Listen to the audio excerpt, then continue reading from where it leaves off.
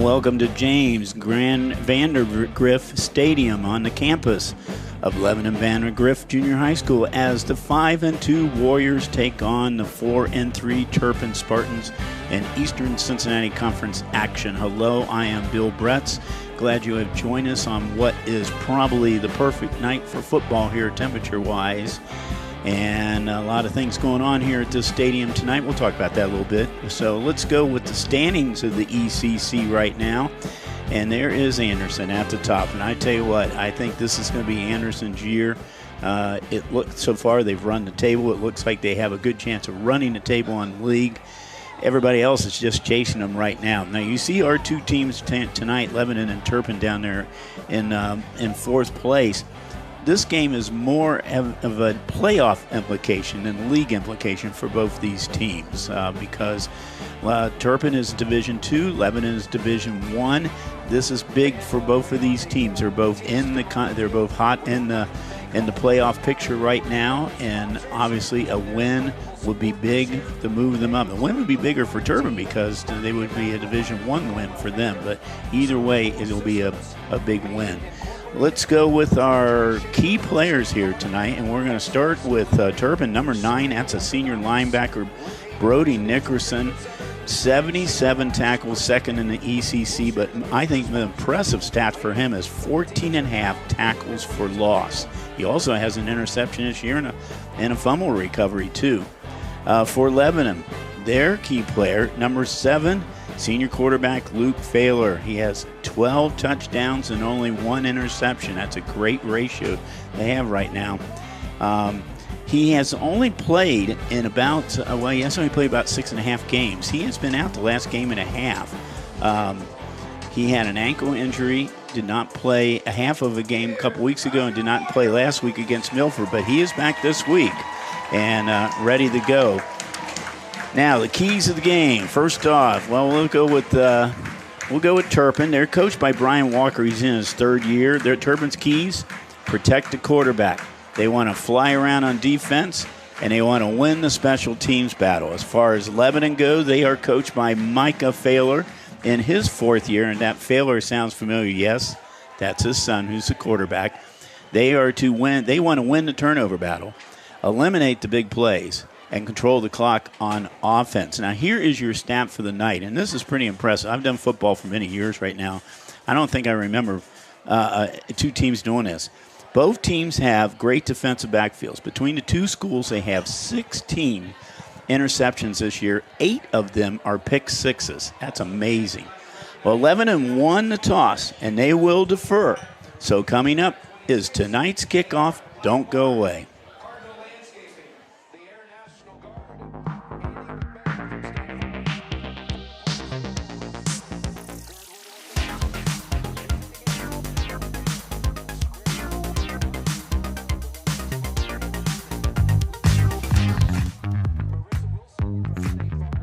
First item of business is a presentation, which is a swearing in of a new officer.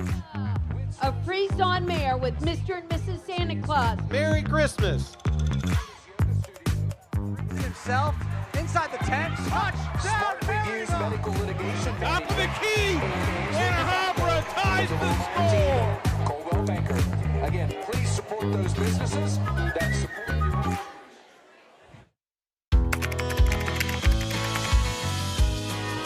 How you doing? Hey, Mason. Hey, Mason.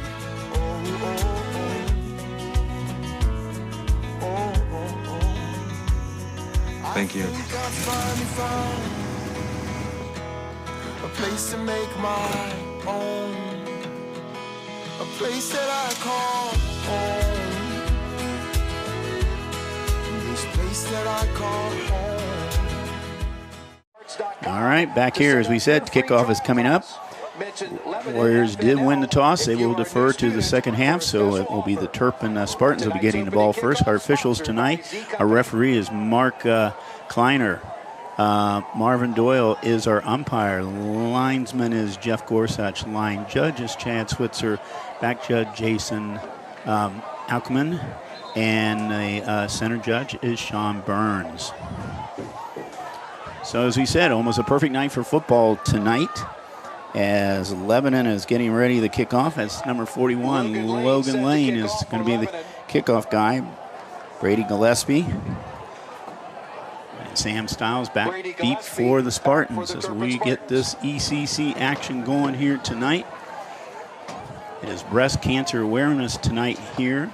It's also recognition of their junior high program, so we got a lot of cheerleaders and a lot of little football players running around here. So a big night here in Lebanon.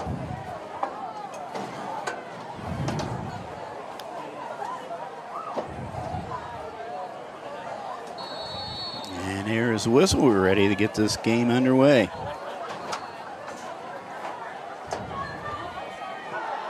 There's a kickoff. Taking about the 5-yard line. I think that's Gillespie. He's getting some running room, a big running room up the middle there. So it's Brady Gillespie with a nice run back. He got it about the 5-yard line. He runs it all the way out. Let's see where his knee went down. Right out to about the 34-yard line, and that's where the Spartans will get started tonight. Their offensive line is Noah, Forte, Cosgrove, Arnold, Feldman. Dozner is their in. Overser, Poland, Elliott, the receivers. Holden Girth in the backfield. And Luke Mayam is the quarterback, and he is back in the shotgun formation. He's a senior, 6'1", 195 pounds. Here's our first play from scrimmage tonight. We got a man in motion. The give is to Girth. He's got good running room. Over the 40 up to about the 43-yard line. He's going to be about a yard short. Pickup of 9, second down 1. Girth, nice hole right up the middle. Girth came in with 391 yards, 5th in the ECC.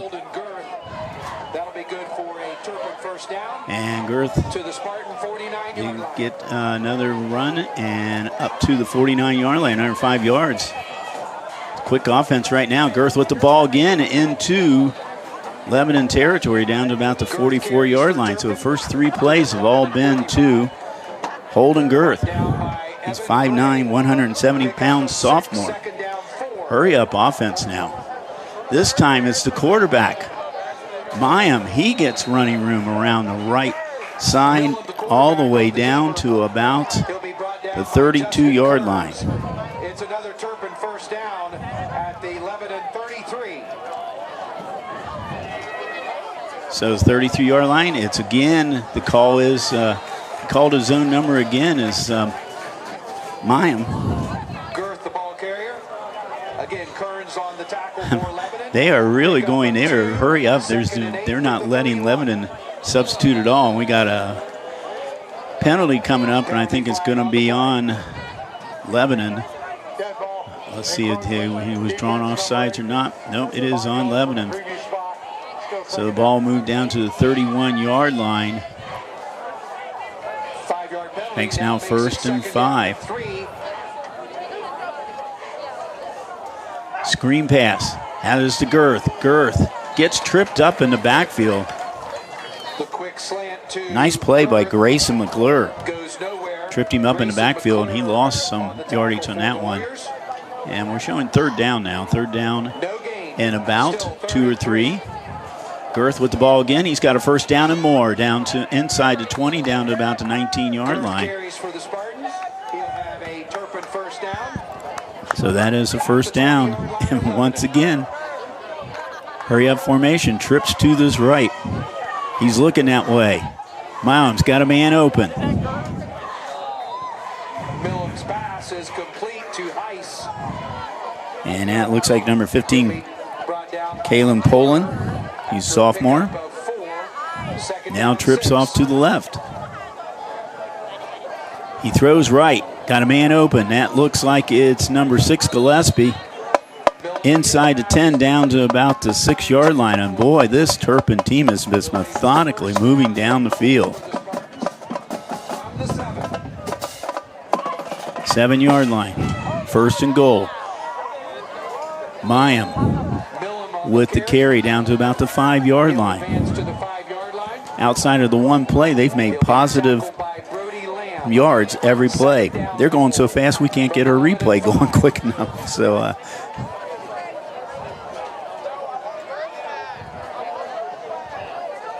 man in motion. Now, a pass. The pass is good to number 8, and is he into the end zone? Touchdown, Turpin. Luke Millen passes complete to Brandon Riley. And the That is number 8 for Turpin. That is Brandon Riley. He is a senior. Brandon is not usually shown as a receiver, but he gets an 8-yard TD pass. And Turpin is on the board quickly in this game. Here comes Addie Burns with the PAT. We're going to talk a lot about her tonight. PAT is up, and it is good.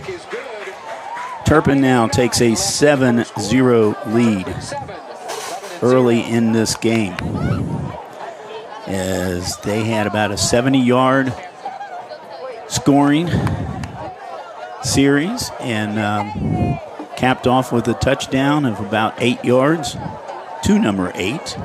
So a 9:09 to go here in the first quarter. So Mayim, for him, that is his 8th touchdown pass of the year.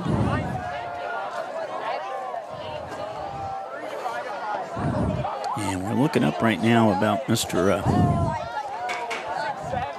Riley. I think that's his first touchdown pass. That's what I have on my sheet here. His first touchdown pass of the season.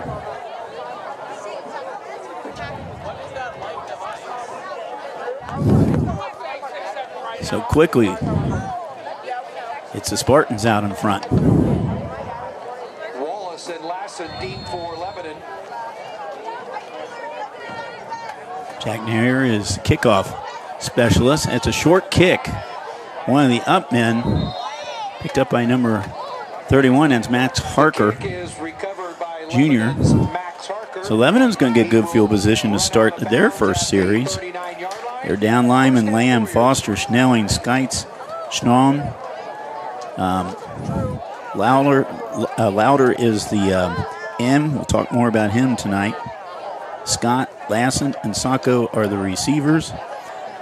Schmeck is in the backfield, and Luke Failer, 6'1", 185-pound senior, is the quarterback. And he's going to start this series all alone in the backfield. Now he has a man in motion. Now they're going to do a sweep. Looking inside and getting some good running room is number 20. That's Logan Schming. Nice job of Logan. He looked up. He was going to do the sweep around, but he saw the hole over the right side and made the most of it out to the 50-yard line.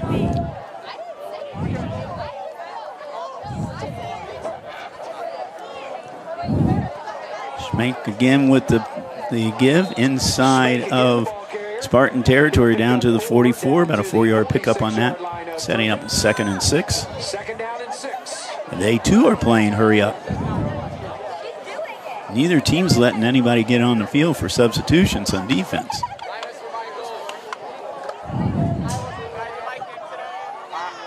Failer back to pass. He lobs. He's got a man.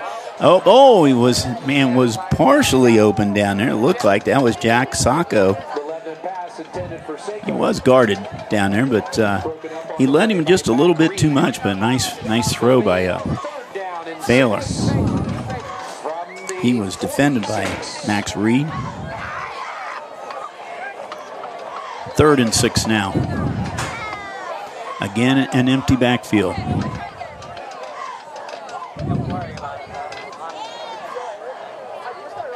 Failer back to pass. And he kind of overthrew his intended receiver down there, which was Brody Nicholson. Or I'm sorry, number 6, that's Daniel Wallace. They're going for it. 4th down. 4th and 6. And there's a jump right there. And I think the whole idea was to try to draw them off sides, and I think he has succeeded in doing that. So they get the first down. No, not quite first down. That's 5 yards, so it's going to be 4th and 1, but at least it's going to be a little makeable here. There you can see the movement on the Turpin side. So a little more makeable of a first down.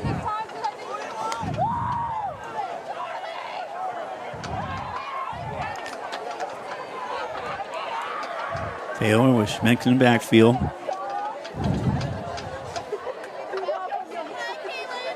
Give to him. Oh, he's tackled for a loss. Big play. Making that tackle for Turpin, Adam Slumer. Turpin takes over on downs. First Looks like it was Cam Foster who got into the backfield and tackled for a loss, and the Spartans take over on downs with good field position at the 44-yard line with already a 7-0 lead.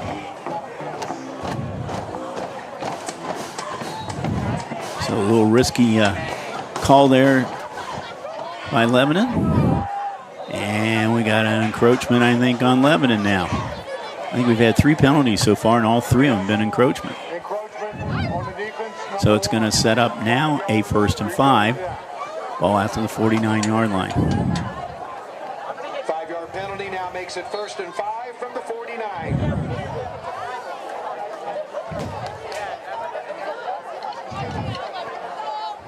Liam standing back there with Girth in the backfield with him. Showing blitz right now. Liam with the ball. He gets a nice little running room there inside the 45 down to about the 43-yard line. And that's going to be enough for a first down. And once again, they're right back at the line of scrimmage. Pass. That's a nice grab made by number 3. That's Evan Overholzer. Overholzer with the grab. Another Turpin first down, now at the 30-yard line. He had 30 grabs or 30 catches coming in. Millam for a couple yards. And that's Pyam gets about 2 yards on a first down play, 2nd and 8. He's looking to the right side. He's got a man open. That's number 20. I'm thinking it's number 15. Yeah, number 15. That's Callum Poland. And he gets a first down.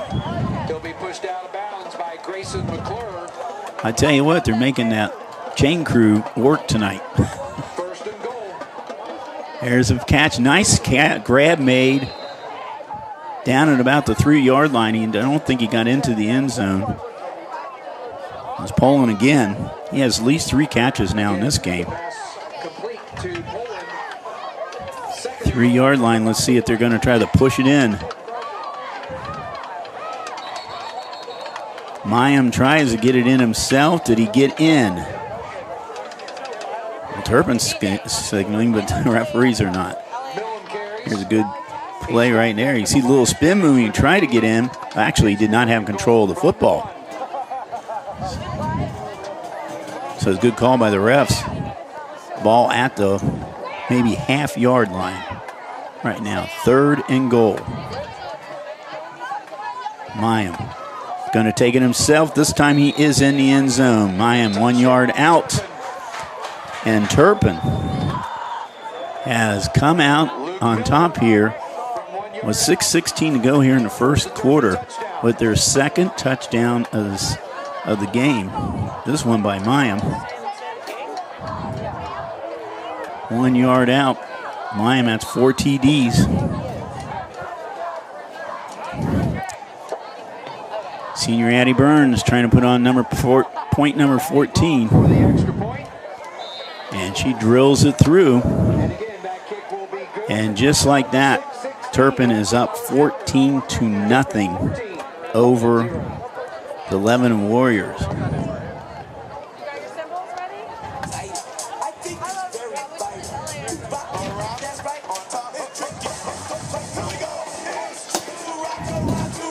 tell you a little bit something. We'll tell you about a little Addie Burns right there. That young lady is in her 4th year playing here for Turpin. She has done fantastic in 4 years. She is coming into this game. 87% of her points, PATs, were good. She is 77 out of 89. 12 out of 16 field goals, 75%. 35 yards have been her longest field goal. According to Coach Walker, she was, I believe he told me, about 8 or 9 away from the school record for PATs. She, of course, got 2 of them tonight. Still got some games to play. Young lady has done a great job. Ball taken at about 6-yard line. That's Gillespie. Gillespie finding room around the left side out to about the 28-yard line. 18-yard run back. And the Warriors are going to get the ball for the second time here tonight.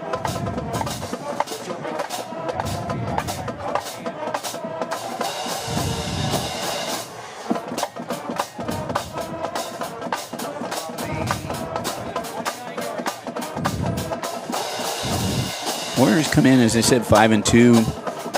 Last couple years under Coach Fowler, they've been 7-5, 7-4, 4-7. Over the years, they've made the playoffs every year. Currently, right now, they're up in division. They're up in Region 2. They're sitting 10th right now out of 12. So they really need a win here tonight.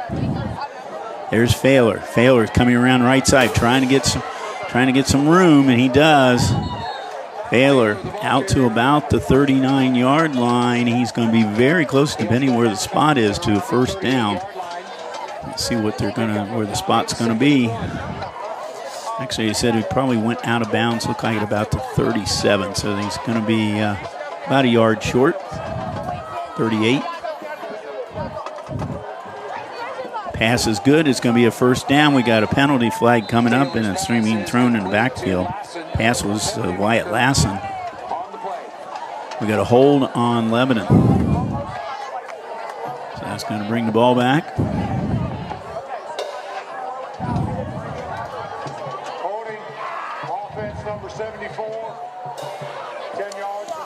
So it's a 10-yard. It was a right tackle that was the issue right there, you can see. So it's now going to be 2nd and 11 now for the Warriors. Big crowd here tonight. A lot of support for this program up here. Getting him plenty of protection. He's got a man open, and that is number 13. That is Lassen. Hits Lassen around the 40-yard line, and it's going to be close to first down. It is going to be a first down. So they got all of it back on that one play. Ball's at the 40. New set of downs now for the Warriors.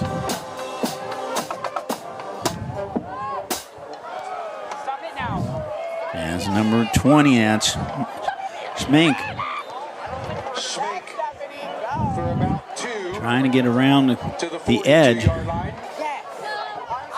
Turpin defense did a good job of stringing him out. Picks up about 2 yards. 2nd down, 8.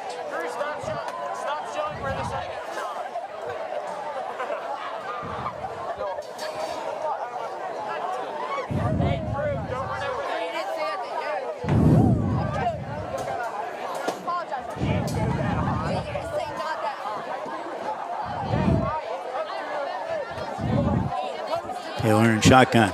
Play action. Pass is good. Out to about the 49-yard line. The pass was good to Nick Lauder, the tight end, big tight end. Lauder, 6'5", 235-pound senior. He's committed to play at Louisville. He got drafted he had some other colleges interested in him, but he decided to go with the Cardinals. So going to be a little ACC next year. Well, this might actually be called back. Didn't see the call on it. But it looks like another hold call. So the ball back, almost identical to a couple plays ago. Now it's 2nd and 11.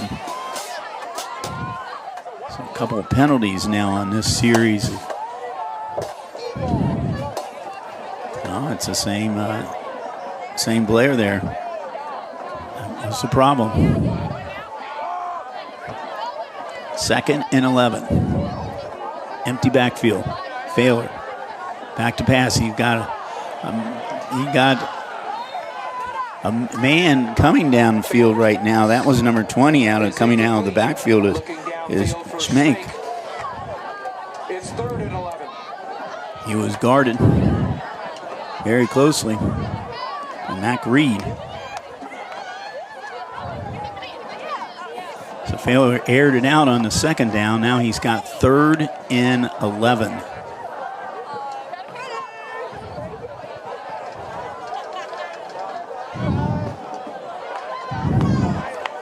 Warriors got 2 receivers to the left. That's where Failer is looking. And the ball was thrown low. The Failer pass intended for Wallace. And the punt team's coming onto the field here for the Lebanon Warriors for first time tonight. Punt team. The kicker is also the punter, Logan Lane. Average is 37.3. Brady Gillespie.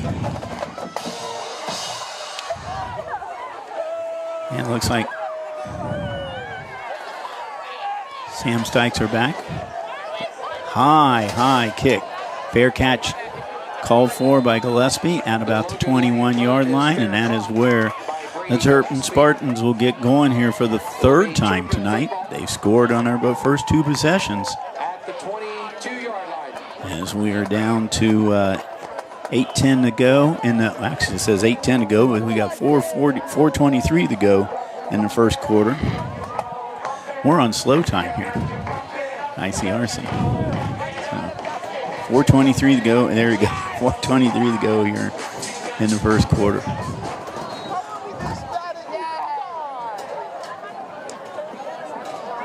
Mayan changing the play now.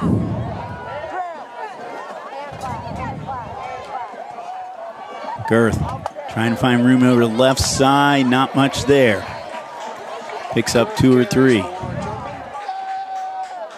Credit the Warrior tackle to Kern. Defense by Lebanon right now. Their defense up front. From the 24. Brody Lamb, Whit Foster are the ends. Gray, Martin, Davis, and Kearns are linebackers. Seiko, Sizemore, Minor, and McClure are your DBs. Mayim trying to find some running room, and he doesn't get anything. Matter of fact, he might have lost a yard on that. Good defense by the Warriors. As we mentioned before the game tonight, both teams have great defensive backs. 16 interceptions between the two teams and 8 of them for pick sixes. There's a catch that is made and get some extra running room. That was Colin. Kalen Poland, he has made about 4 or 5 receptions tonight.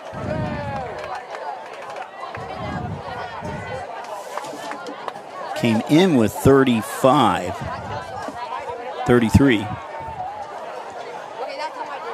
Man, airing it out. He's got a man open, and he catches it. That is number 14, Matt Heiss. Beautiful pass made by Mayim. Beautifully led, and look at Heiss. Heiss comes right underneath it, out of bounds. Picked up about 30 on that play. Mayim with a keeper.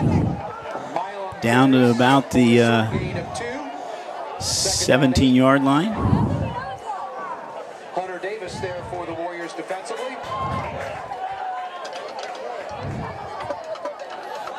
So 3rd time tonight, the Spartans are in the red zone. Scored both times. Now getting the play changed up, looking over to the sideline.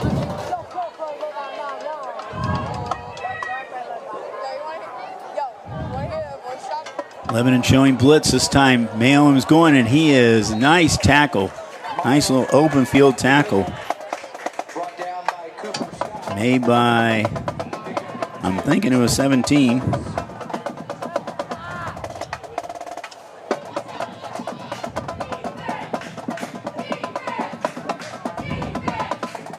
Was 17. Cooper Scott, senior. 3rd and long now.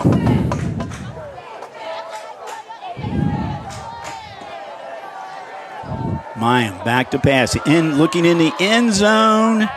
And does he have did he catch it? No, he did not. The Turpin pass is rolled in. He did not. Now a decision to be made. Covering for Lebanon on the play. A little bit on the edge of range for Addie Burns, so they're going to go ahead with 4th down.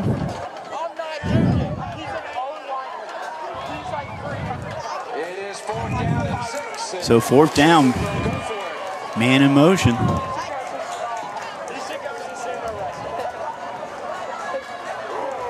Once again, they're changing up the play.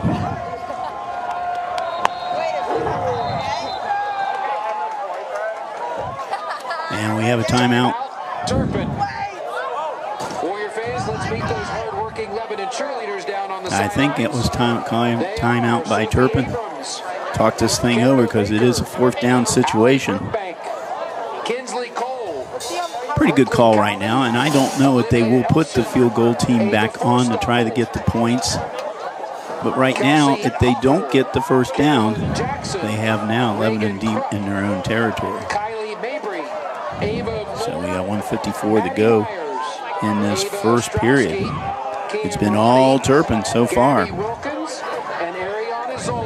Mayim to Riley, 8-yard touchdown. Mayim a 1-yard run. Burns 2 PATs. That's our 14 points we have on the board right now. This would be a big win for Turpin. It would be a really big win for them because they're playing a Division I team, they're Division II, and they will get more points than the Harbin points by playing a Division I team. On the other hand, a loss here would be really kind of a blow to Lebanon.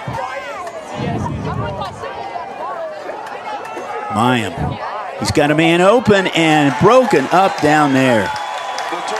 Great play by Ari Sizemore. Broke up that play, and the Warriors take over on downs. It was a nice pass, but look at that. Sizemore timed it perfect. Pass was intended for Overholzer. So the Warriors take over with 1:48 to go in the first quarter at their own 16-yard line.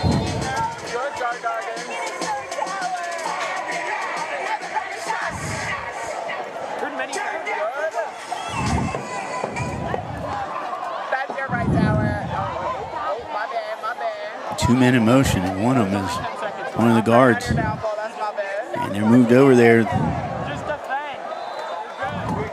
to give Schmeck a couple of extra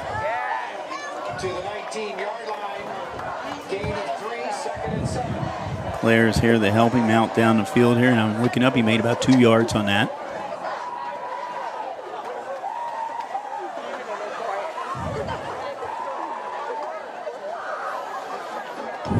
Good shot there of Luke Thaler.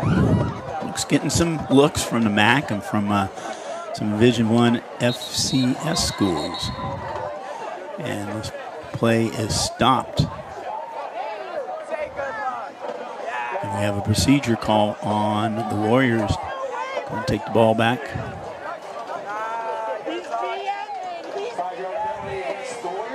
To about a 13-yard line. 2nd and about 13. Have to get out to about the 26-yard line and get a first down.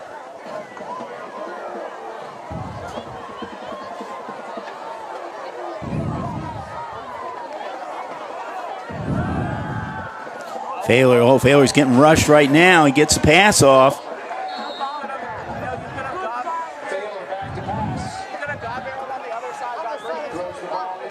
Now the Turpin coaches are next to us. They said he wasn't out of the box, so they're calling for an intentional grounding. But and the referees are talking a little bit about that, but I don't think that's going to happen. It is going to set up a third down. Well, no, they did drop the flag. Let's see if they are going to call it. I didn't see the flag down in the field. So if they say if it's intentional grounding.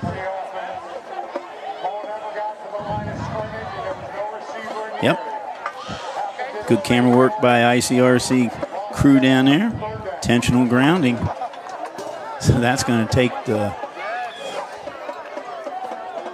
line of scrimmage back to the 9-yard line. They have to get out to the 26th for a first down. Now you got to think right now, Turpin's going to be bringing everybody.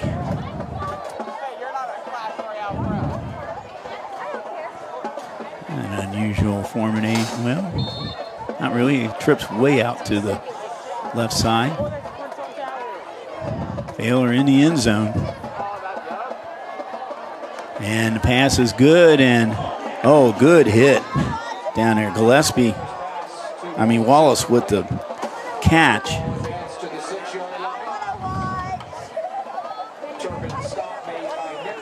And we're down to about 20 seconds. The clock's still running right now. The Warriors are going to have to punt for the second time tonight.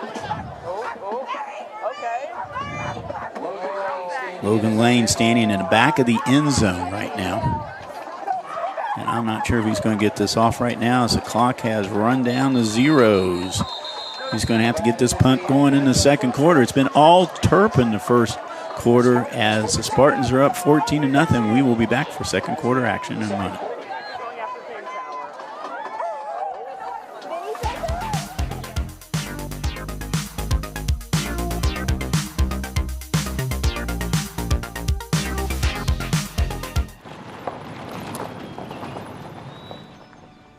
You need some help? Your tow chains are a little loose. Could spark a wildfire. I could show you how to secure them properly if you'd like. Sure. Thanks a lot. Anytime. You should check out SmokeyBear.com. They've got a bunch of tips on wildfire prevention. Only you can prevent wildfires.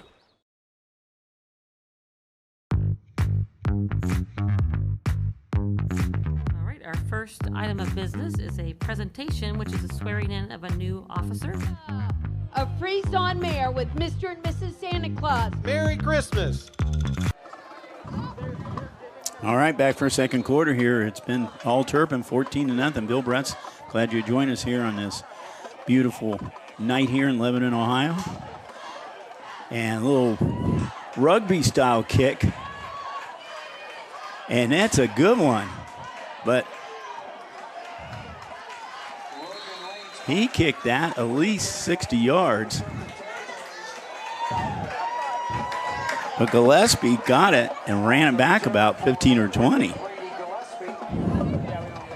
What a kick. Did rugby style, and he almost got it blocked.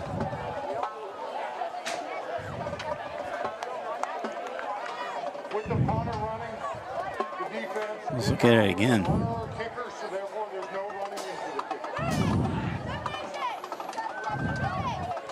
Yeah, I thought he was going to take off and run. But look at that.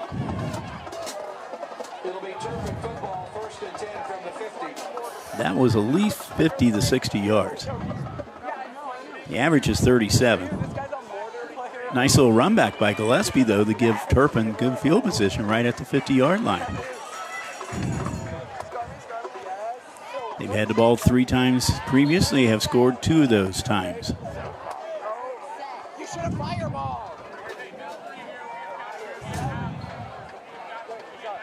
Little hesitation move by one of the receivers down here. Interesting enough here, number 15 down here, Kalen Poland, who's been very active tonight. As soon as the ball snapped, he stood right there, and then finally Mayim told him to go downfield about 5 yards. That's what he got. Girth breaks one tackle. Can't break a second one. Tackle for loss.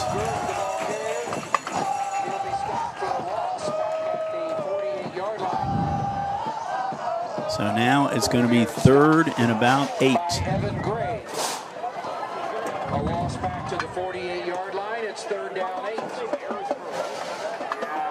8. Twins on either side. Girth in the backfield. I'm sorry. Yeah, Girth in the backfield.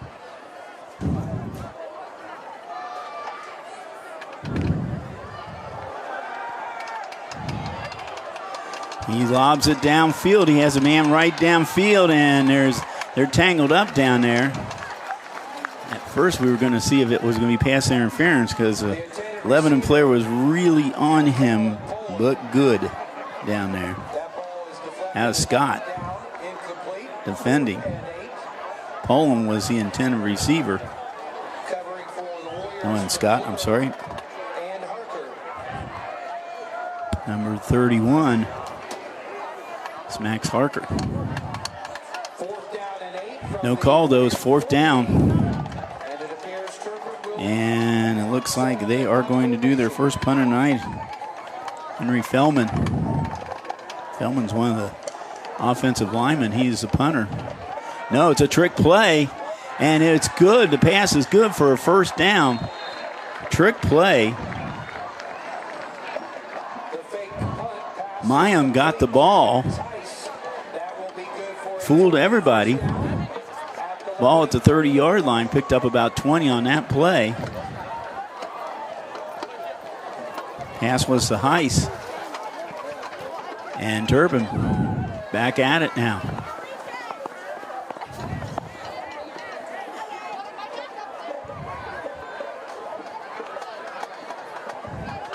This time Mayim's going to keep it himself. He's not going to get very far. Maybe back to the line of scrimmage. Good defense by the Lebanon. Say he made a yard, so it's 2nd and 9.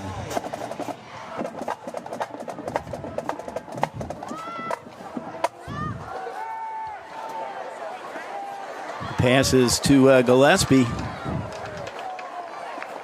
I'm sorry.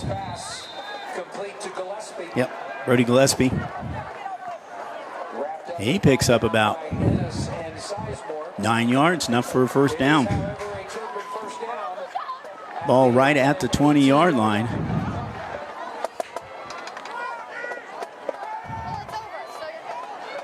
Screen pass.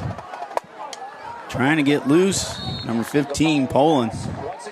Poland has really been busy tonight. I believe that's about his 7th reception.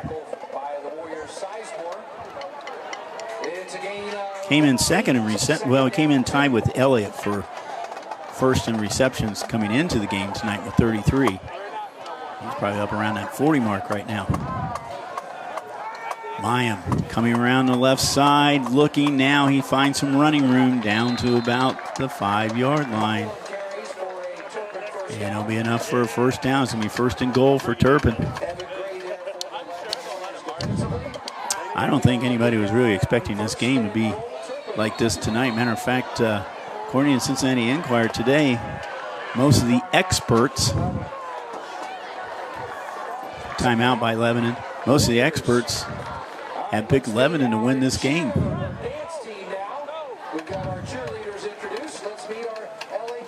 But the Turpin offense has plowed down the field each time, even the one time that they did not get a touchdown. They got into the red zone. So this is the 4th time in the red zone, and they've already scored twice.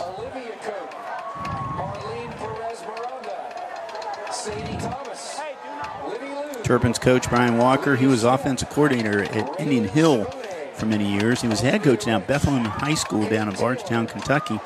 5 years down there, 38-20 record. They went to the state semifinals. He also has coached at Center College and the College of Worcester.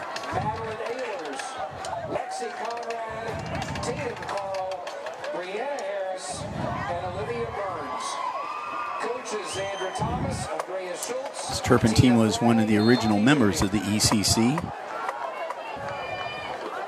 Lebanon, this is her 6th year. This time he is tackled in the backfield for a tackle for loss. That's number 24, Davis Rogers. Back to the 6-yard line. 2nd and goal. So 2nd and the ball about the 12-yard line. 2nd and goal. At the concession stand. See if they come around to the left side. They do right now, and Lebanon snuffed that one out. Mayim gets maybe back to about the line of scrimmage. Maybe gained a yard. 3rd down. It'll be a loss of a yard. It's now 3rd and goal from the 7. So 3rd and goal from about the 12-yard line.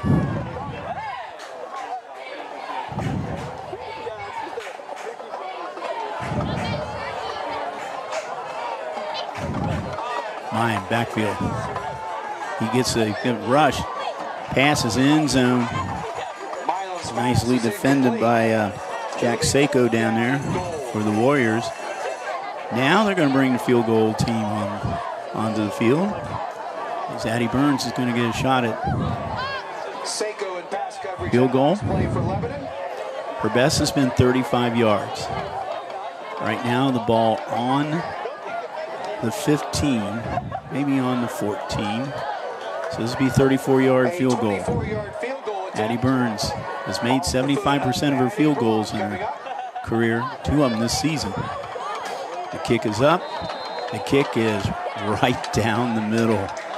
So Burns, 34-yard field goal. Her 3rd of the season.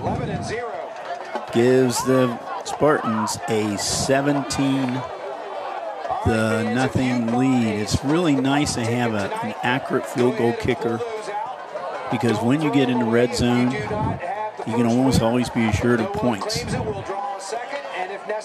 And so far, Turpin has been in the red zone 4 times and has come out with points 3 times, 17-0. The girls lacrosse team says thank you. Here is our first try. Lebanon Warriors coach Failer has been there for 4 years. Previously was at Mason for several years. It's a 23-18 record coming in tonight. If you have that ticket, come to the press box and get your winnings. As I said, they've been in the league now, ECC, for about 6 years.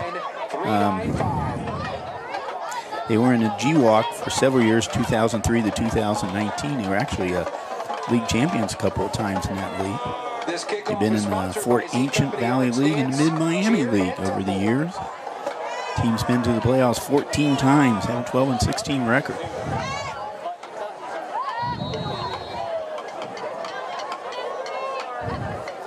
And here with the kick, a little squib kick picked up by one of the up men. And Nick Lauder on the kick return. We have a penalty marker through the 33. that picked up by, I'm looking at it. And yeah, that's Brody Nickerson with the ball, and there's a flag on the play. And I want to see this again because I'm not sure if there was a targeting in here. No? There was a, it ended up being looks like a block in the back.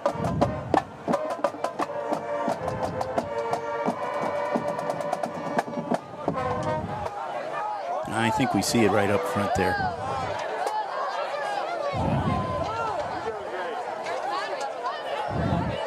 So they're going to march the ball back here. Back on the receiving team, number 30. 10 yards from the end of the run. First down. Lebanon will have first down, but it'll be way back at about the 21-yard line. We'll see if we can see that blocking back again. I think it was on number. The penalty will take the football back to the number 30, yeah. First down, Lebanon. 1st and 10 now. Ball to 21.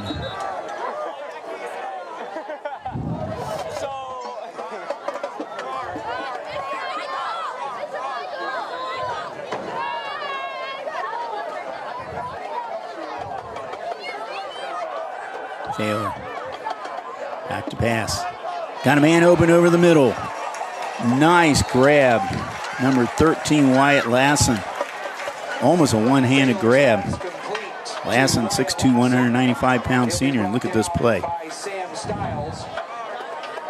Nice grab. Hold on to the ball. One-handed.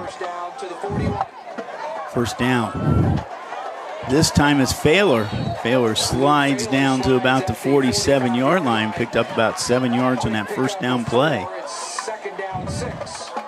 Right now the Warriors need a score in the worst possible way.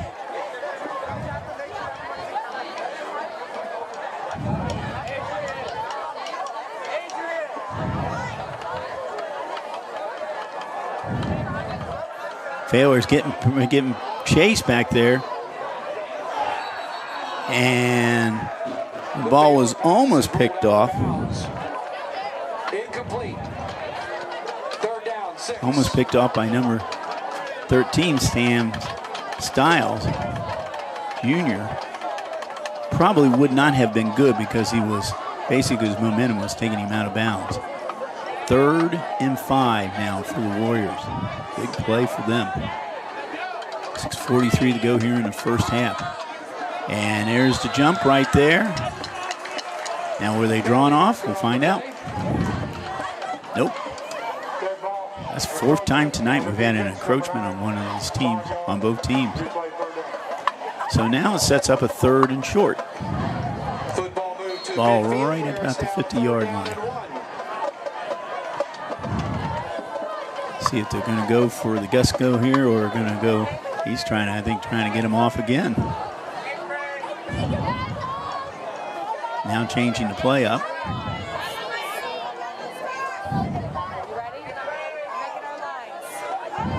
Said Failer had an ankle injury the last couple of weeks. He's not showing any kind of problems with that ankle tonight so far. And Pats is good, and the man breaks open here. That's number 13, Wyatt Lassen. Lassen down the line, and he is in for the touchdown. 49 yards. Failer the Lassen, and the Warriors get on the scoreboard.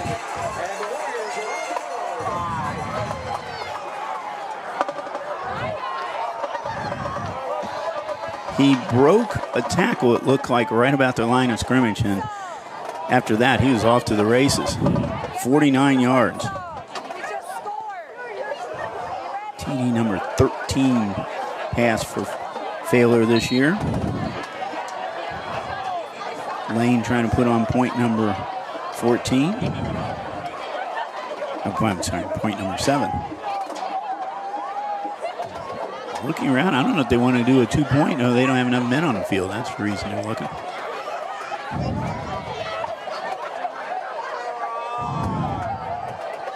Lane with the kick. It's up. It's through.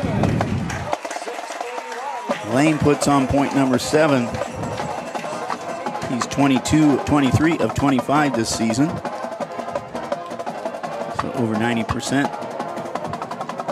So the PAT is good, and now it is a 17-7 score in favor of the Turpin Spartans. But that was a momentum, maybe a momentum shift here now for the Warriors. I think what they need to do now is the defense needs to buckle down. Maybe get a 3-and-out right now. 6:31 to go. They have plenty of time to get at least one more score on the board. And Lebanon will get the ball to start the second half because they did win the toss and deferred. See if they can make the most of it right now. All right, fans, we had a winner in the split the pot. Congratulations to Jeff Lassen, who just picked up $551. Again, thanks from the girls lacrosse team. I'm sorry, Logan Lane's going to be kicking off. All right, this kickoff sponsored by Z Company. Arts, dance, cheer, tumble.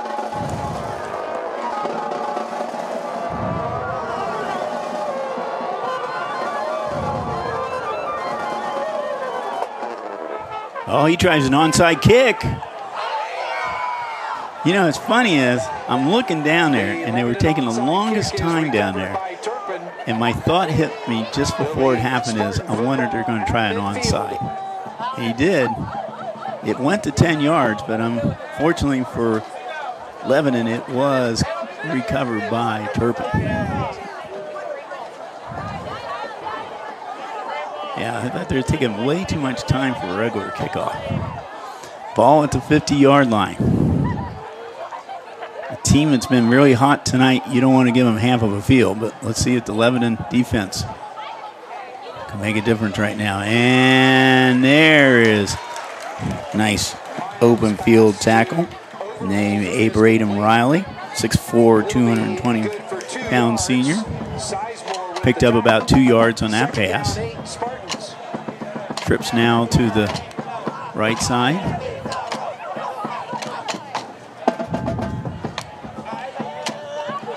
This time is Mayim. Mayim gets positive yardage, but he fumbles. Did he lose it? Yes, he did. Lebanon recovers the fumble.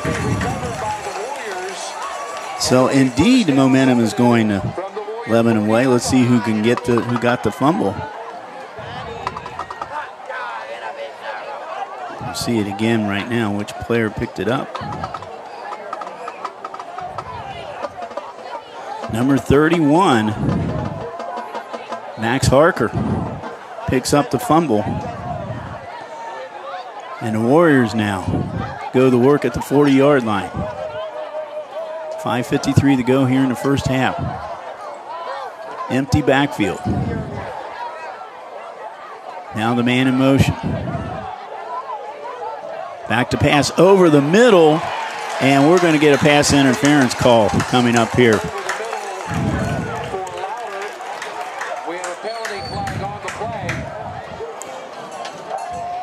Pass was intended for Nickerson, it looked like.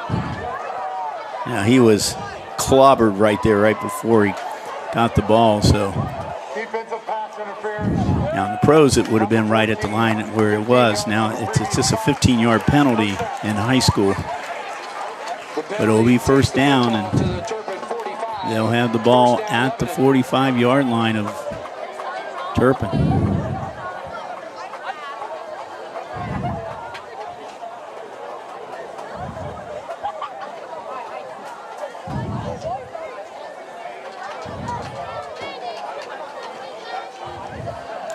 Yeah, we're back to pass. He's hit down there. Oh, what a... Wow. Wallace had the ball in his hands. That would have been one heck of a catch down there. But as soon as he hit the ground, he dropped it. We'll get to see this good camera angle right now. Nice grab, but could not hold on to it. 2nd and 10. Clock stopped at 5:41 to go here in the first half. Lebanon with the ball, and now with a little bit of a momentum going with the fumble recovery. And they now have put a score on the board. Sweep going around the Schmake. He finds a little running room.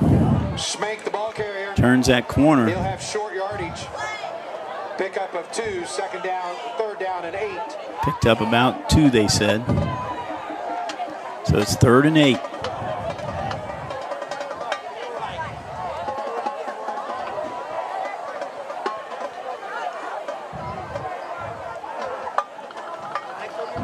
Two receivers out to the right. Baylor does a good job on hard count. We see a lot of those Turpin defensive players move. This time, though, he's being chased. He throws it, and the catch is made, but he's out of bounds. Catch was made by Seiko, but a lot of pressure put on Failer on that one. Turpin defense. Wolfer is nose tackle. Riley, Avevedo are the ends. Nickerson, Jacobs, Schlomer, and Hovenkamp are your linebackers. Reed, Carnahan, Heiss, and Gillespie are your DBs. 4th down. Pass is good, and it's good for a 1st down. Baylor's pass complete to Lawson.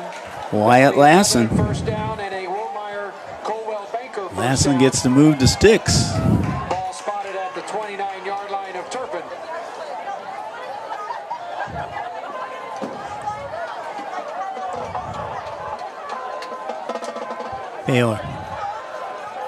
Baylor's going for the end zone. He has Lassen in the end zone, and it is a touchdown. 29 yards. And just like that, these Warriors are back in this ball game. 29 yards to Lassen. That's his 2nd TD of the night.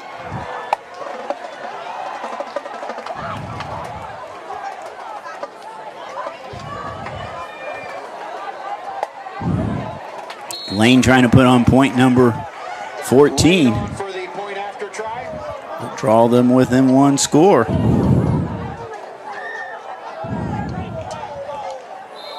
And he does.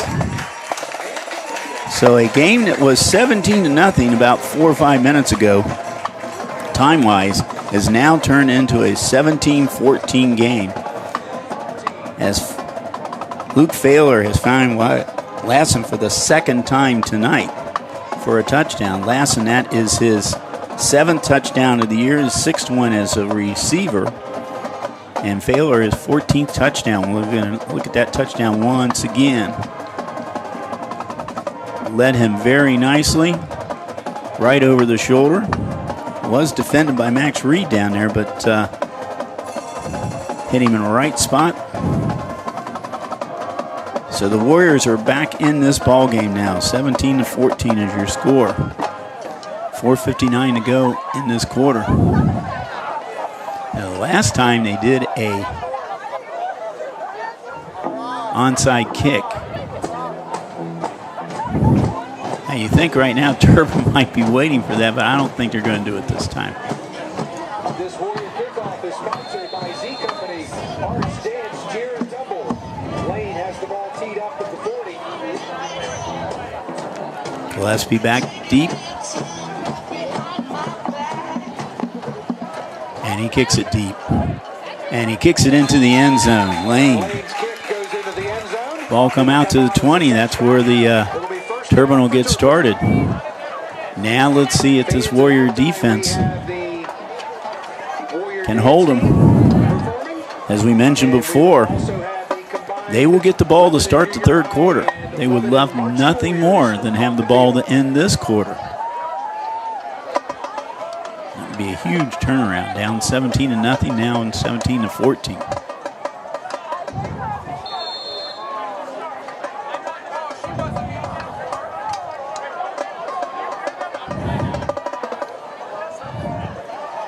Byam.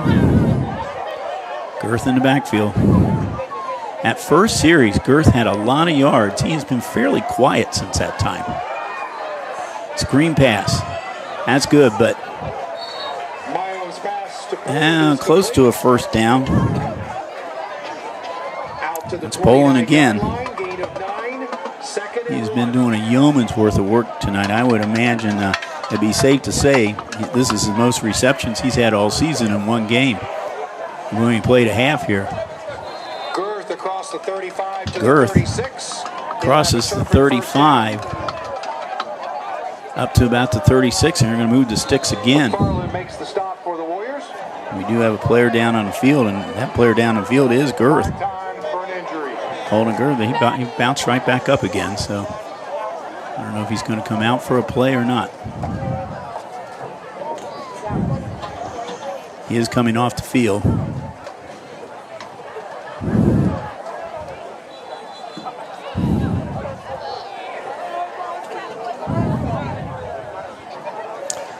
I said Girth has been fairly quiet since that first series where they got their first touchdown.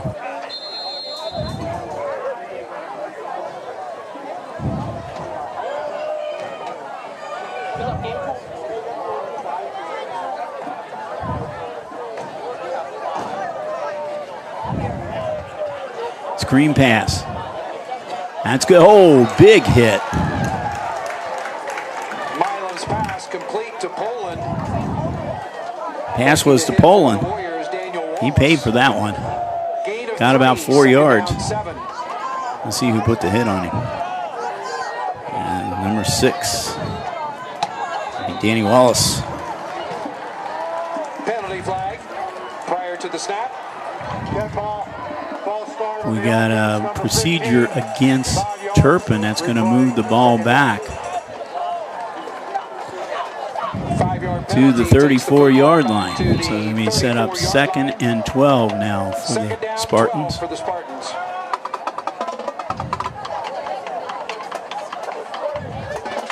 Both teams have been flagged with a lot of penalties here in this first half. Mayan now being chased out of the pocket. He throws, he's got a man open, and he catches it, and that's Poland again. Nice job with Mayim. Forced out of the pocket, but he found Poland down the field. And nice pass, led Poland very nicely, and picks up about 5 extra yards there. Turpin at the 36-yard line. Mayim trying to find a hole, and he gets a couple yards. Clock is still ticking down to under 3:30 to go here in the first half. Pick up a 4, 2nd down 6. We'll actually mark it at the 32-yard line. Turpin once again in Warrior territory.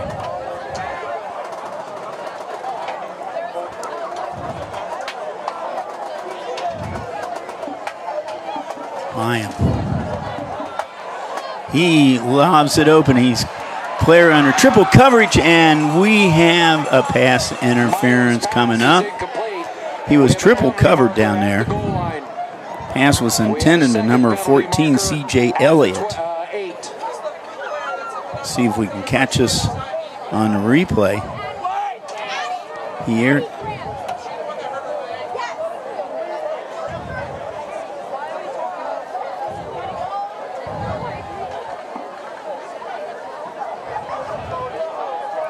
It is pass interference. It is on Lebanon, and it'll be 15 yards. They haven't marched it off yet, but it'll be a first down.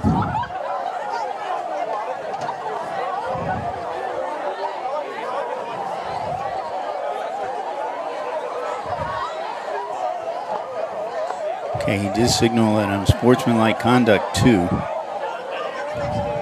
So I don't know how they're going to attack the point, tack it on here. There's one penalty. Here comes the second penalty. That is really tough for the Warriors. That's 30 yards in penalty. Puts the ball down at the 8-yard line, 1st and goal for Turpin. 2 penalties against the Warriors. Pass interference, unsportsmanlike. It's 1st and goal. So they had the momentum going. Now Turpin has the momentum back. Mayim, it's not going to get much. Might have lost a yard or so. Loss of a yard or 2. Brought down at the 10-yard line. 2nd down goal. My time equipment. Kearns with the tackle on that one.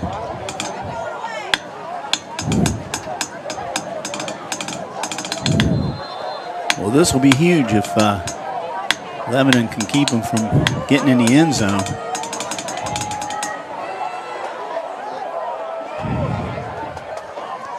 Pass is good. Elliott at the 5-yard line. He picked up 3 on that, so it's going to set up 3rd and goal. Ball at the 5. Goal now from the 6.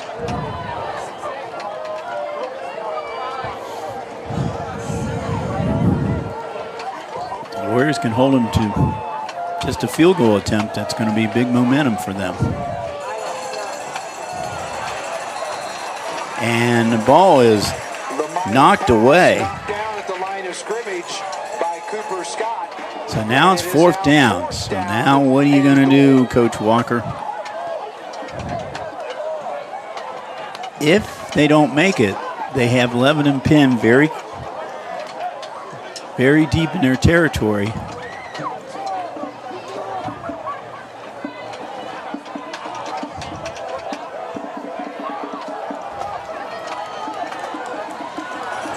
They're going to go for it. 4th and goal. Turpin calls a timeout. I believe that's her second timeout they have used. Going to talk this over. Ball at about the 6-yard line. Timeout, Spartans. So let's see if the Warriors can hold them here and take over. They might have a shot at 2 straight possessions with the ball. Lebanon coming up here, they're going to finish their season at Walnut Hills. That's next Friday. And then back here with Winton Woods. That's going to be a big game there. Winton Woods second in the league right now. 6-1. Turpin, they'll be hosting Kings next week, and they will finish the season at Milford.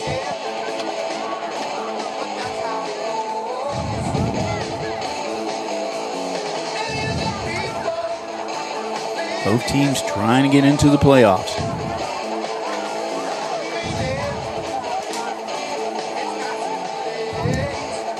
All right, coming back from the timeout. 4th and goal for Turpin from the Warrior 6.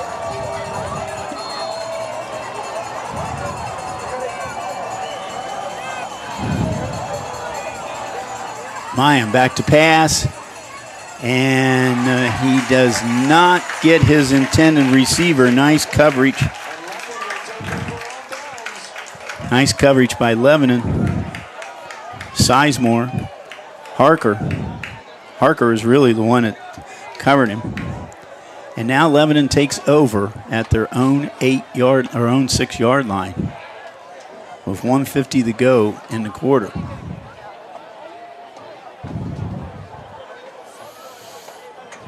I think right now, Coach Failer does not want to give that ball up again to Turpin and give him another shot at scoring. So right now, they need at least a first down in the worst possible way. Luke Failer. Schmeg gets some running room, break 1 tackle, gets some positive yardage. Clock is still ticking. I'm going to give him a yard.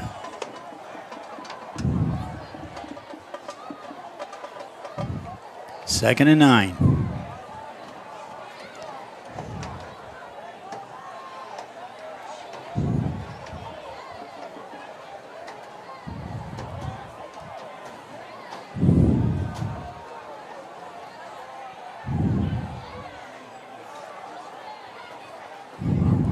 Oh.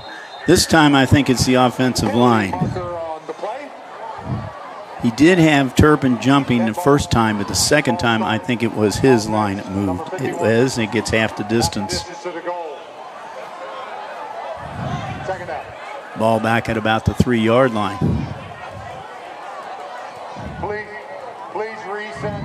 It almost worked the first time, but the second time it didn't.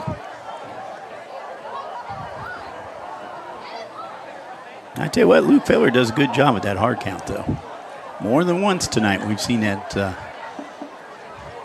Turpin line move, even if it wasn't a penalty.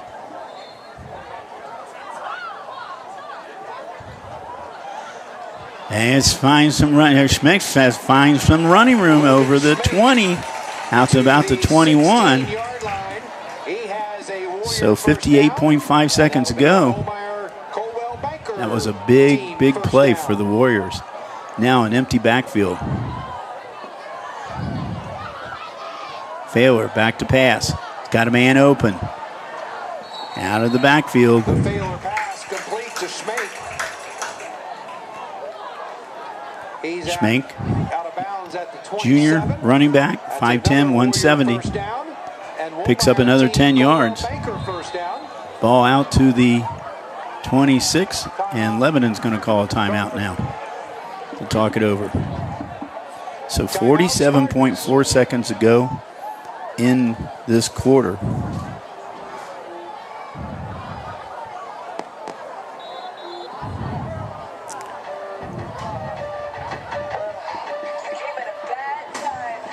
Logan Lane has had 2 field goals this season. Actually, his first field goal came on the first score of the season for Lebanon back at their first game of the season against Northmont.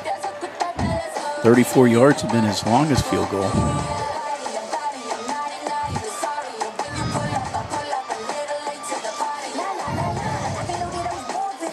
So I don't know if he's going to try to put a couple of passes up here. Like I said, with 2 great defensive backfields here.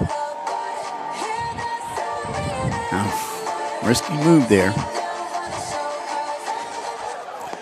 Here's Micah Failer, head coach of the Warriors.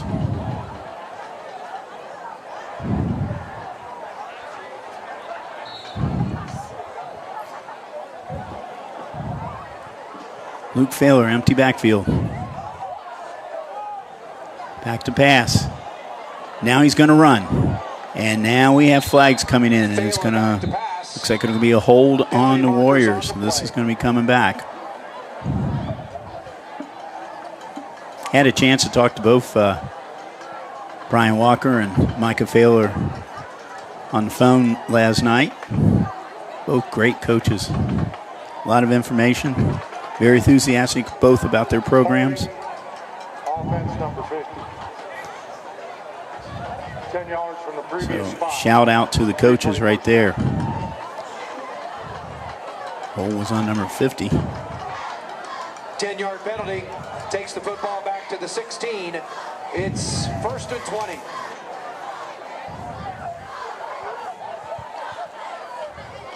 So now 1st and 20.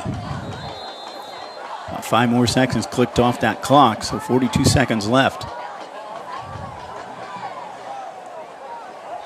He's got a man open and trying to find some running room is number 4. That's Jack Seiko. Out to the 34-yard line. It'll be 2nd down. Seiko got a lot of those yards back. Set up now a 2nd and 2. So give him 18 yards on that play. Still an empty backfield. Over the middle, number 13, that's Wyatt Lassen. Again, enough for a 1st down to move the sticks. Clock will stop while they move the sticks. I think Lebanon might have a timeout left.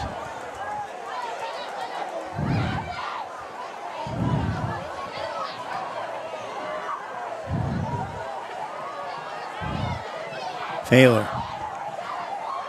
Pass is made and it's caught by Lassen again, this time into Turpin territory down to the 41-yard line. 15.6 seconds left. They're moving the sticks again.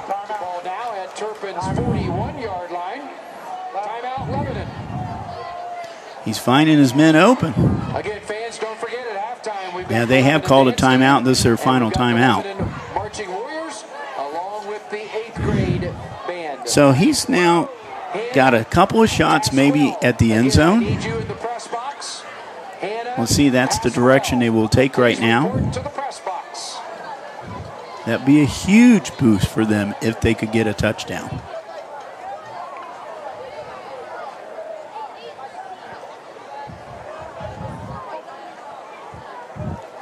But if they can come out with any kind of points at all, they're going to be happy.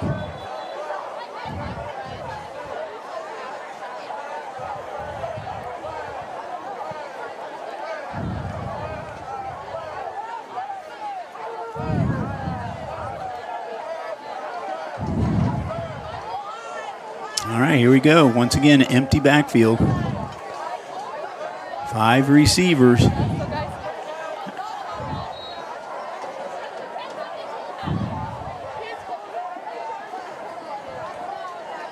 Taylor back to pass. Now being flushed out of the pocket, and he is being tackled for a sack. Failer back to pass. Number 53, Henry Feltman, 6'4" senior. And that's going to about put the wraps on this quarter in this half. Second down.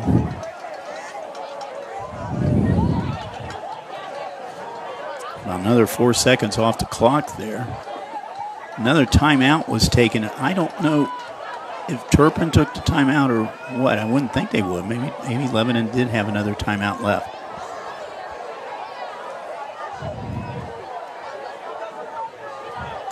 Yeah, so Lebanon did take the timeout here. We know that's their final timeout.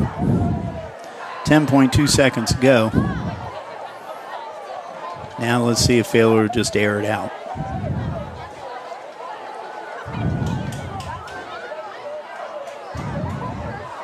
I don't see him taking a knee, but I think he's going to try to air it out.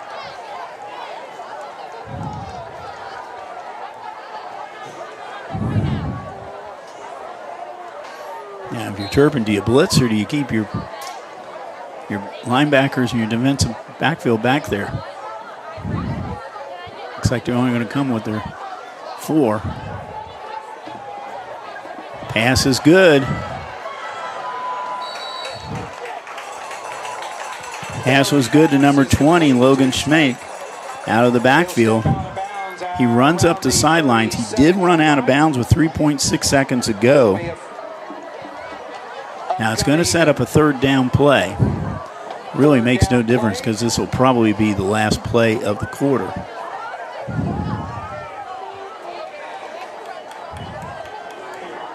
All right, could this be where he goes for the end zone? They do have 5 backs back for Turpin. I think that's what they're anticipating. Failer. He does go for the end zone. The catch is made, but the time has run out.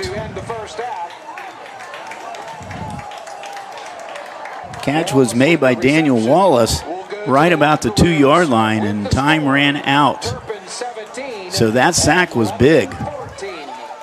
So 17-14 is our score at halftime. Lebanon will get the ball to start the third quarter. We do have a couple of things we're going to talk about here at halftime a little bit later here, but we're going to go to a break. We'll step out here for a minute. Don't go away. We got a good game here tonight in Lebanon.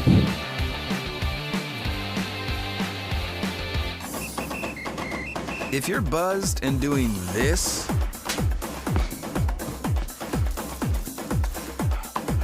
to make yourself feel okay to drive,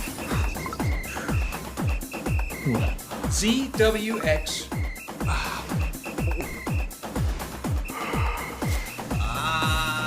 you're not okay to drive. YGKLVW. Regular you.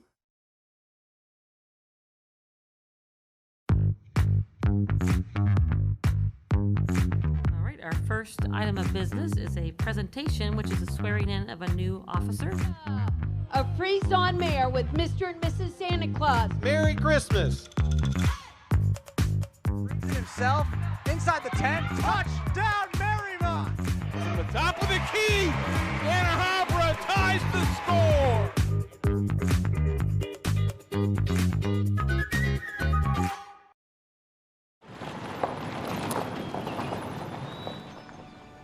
You need some help? Your tow chains are a little loose. Could spark a wildfire. I could show you how to secure them properly if you'd like. Sure. Thanks a lot. Anytime. You should check out SmokeyBear.com. They've got a bunch of tips on wildfire prevention. Only you can prevent wildfires. If you're buzzed and doing this,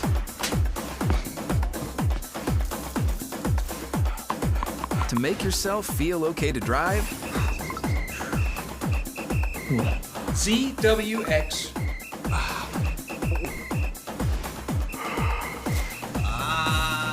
you're not okay to drive.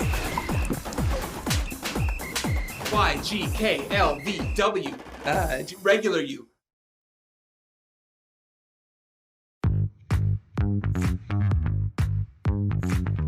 our first item of business is a presentation, which is a swearing in of a new officer. A Freeze-On Mayor with Mr. and Mrs. Santa Claus. Merry Christmas. Himself inside the 10. Touchdown, Marymount. From the top of the key, Anna Habra ties the score.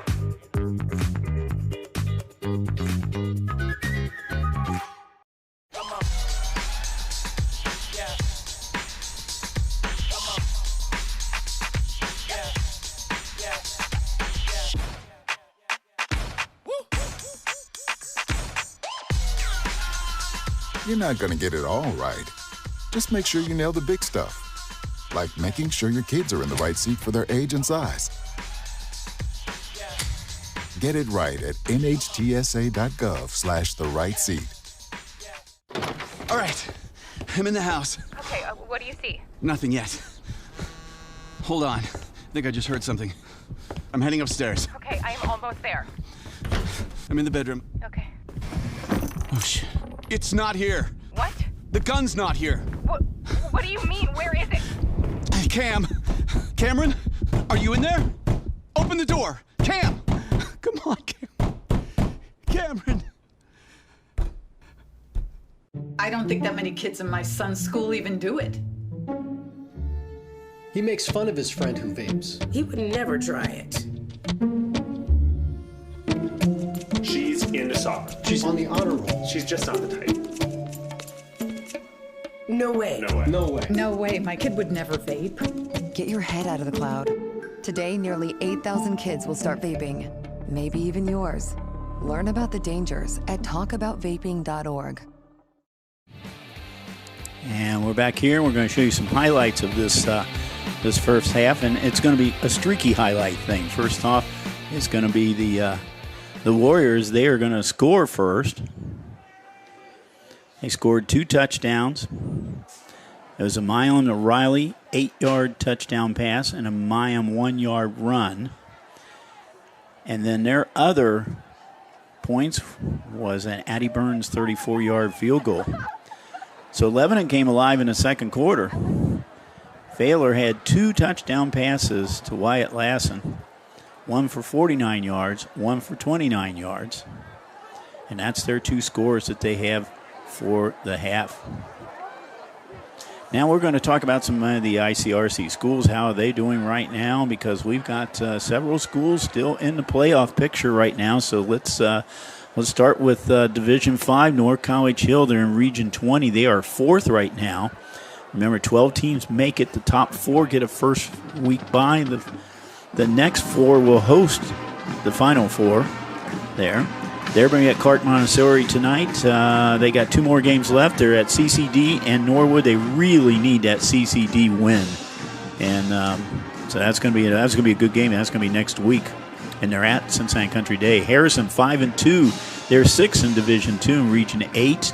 They're at 7-0 Talawanda tonight. Talawanda is starting off with a 7-0 lead, a 7-0 win streak. Got a good running back. They've got a good team right now. Harrison's a slight favorite in that game, though, tonight. They are at St. Francis de Sales, and they host Northwest to finish their season out, and they're hoping to get at least a home game. Princeton, 5th in D1, Region 8. They're 6-1 right now. They're at Oak Hills tonight. They have Fairfield, and then they're all at Middletown for the final game of the season. And they're all contending teams they're playing, so Princeton's got a tough schedule to finish out the season right now. Mason 3-4, they're 9th in D1, Region 8. They're coming off 2 back-to-back losses. They got a tough one tonight. They're at versus Middletown tonight, but they got 2 easy ones, Coleraine and Sycamore, to finish the season. So we'll see how the Comets will do. St. Bernard's in Division 6, Region 24. They're 6-1. They're 2nd right now. They're at New Miami tonight. They're at MVCA. They finish at Laughlin. All their teams have losing records, so they're not going to get a whole lot of points, but I think St. Bernard safely in the playoffs, hopefully at bye week. Indian Hills 7-0. They're 1st in D4, Region 16. They're at Madeira tonight. That's going to be a big game tonight, but I think they'll get by. I think they're going to run the table. They're at Deer Park and Reading for their last 2 games.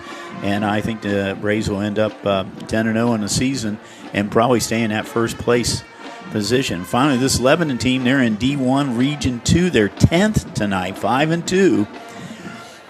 Next week, Walnut Hills, and then they finish with Winton Woods. Winton Woods is going to be a tough game. So Lebanon really, really needs this game tonight because they're kind of sitting on the bubble right now in that 10th spot. So as far as the ECC goes, we've actually crowned all the league champions except for football. Well, actually, there's one more we have to leave. Girls and boys golf. Anderson dominated both of them. Both of those teams are at the state championships next week in golf. Girls volleyball, Kings and Lebanon tied 16-2. Third crown for Kings in the last 4 years. First one for Lebanon in 5 years. Boys soccer, Kings and Walnut Hills tied. Kings, it was her first title ever in the ECC. Walnut Hills, their fourth. Girls soccer, West Claremont and Little Miami, they both tied, and they both won their first championships in the ECC. So actually, that is not completely determined because West Claremont does have to play Lebanon on Monday, so that might not be determined. Cross-country championships will be Saturday, October the 11th at Live Oaks cross-country course. Girls tennis, Walnut Hills, league champ, first time since 2014, and that's how the ECC is looking. Of course, we said Anderson's on top here in football. We will be back for second half action here in Lebanon as we see the combined high school and 8th grade bands here tonight on Junior High Night at Lebanon. Don't go away.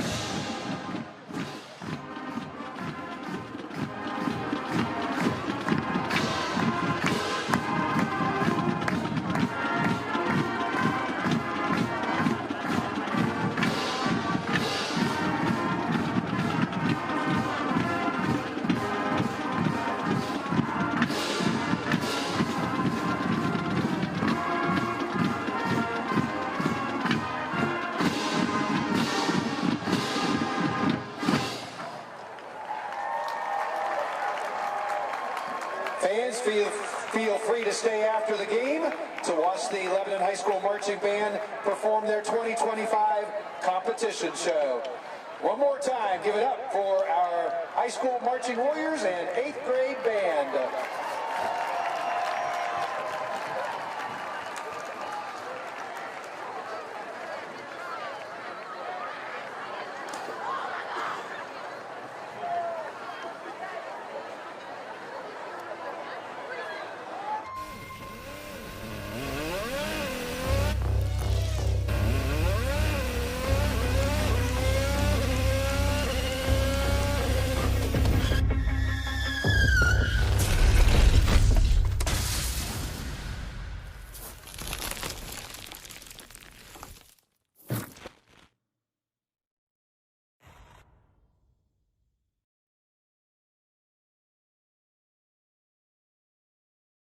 Can't believe you're doing this alone. I've done it before. I remember.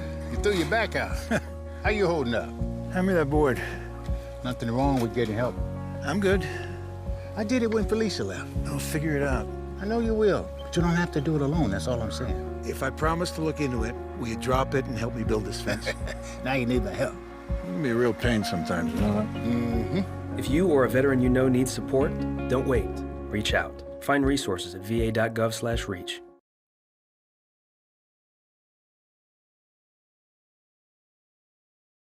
I am so glad you ladies are here. You each have your own rooms. Thank you.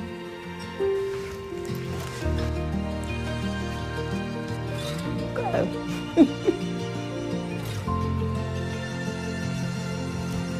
Is it okay to call you Mom? Of course you can.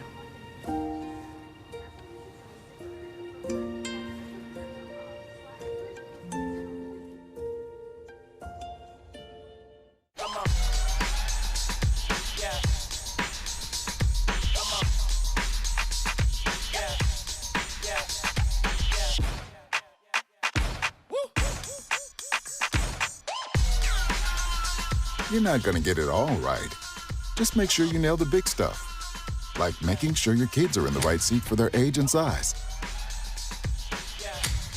Get it right at nhtsa.gov/the-right-seat.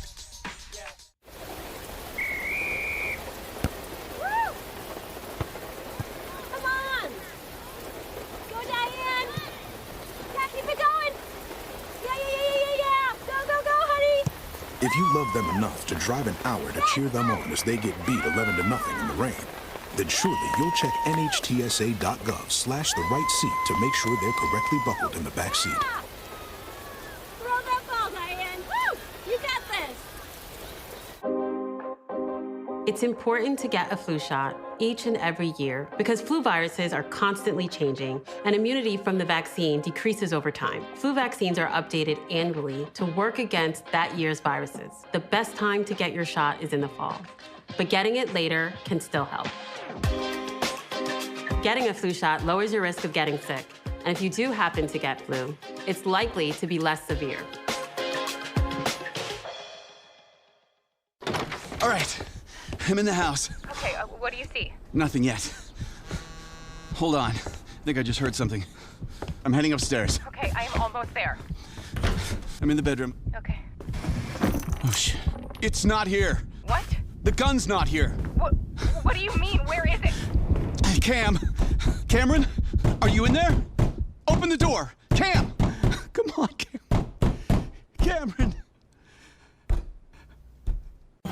Meet the scan, a simple procedure whose mission is to detect lung cancer early.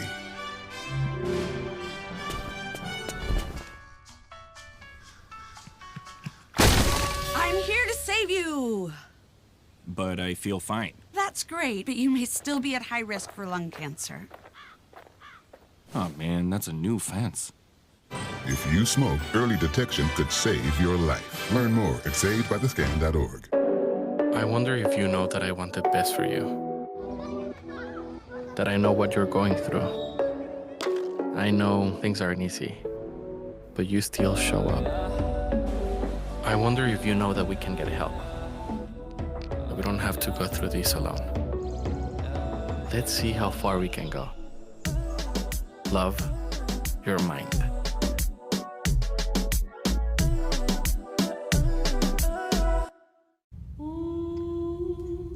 Hey, boss. Okay? I said I'm fine.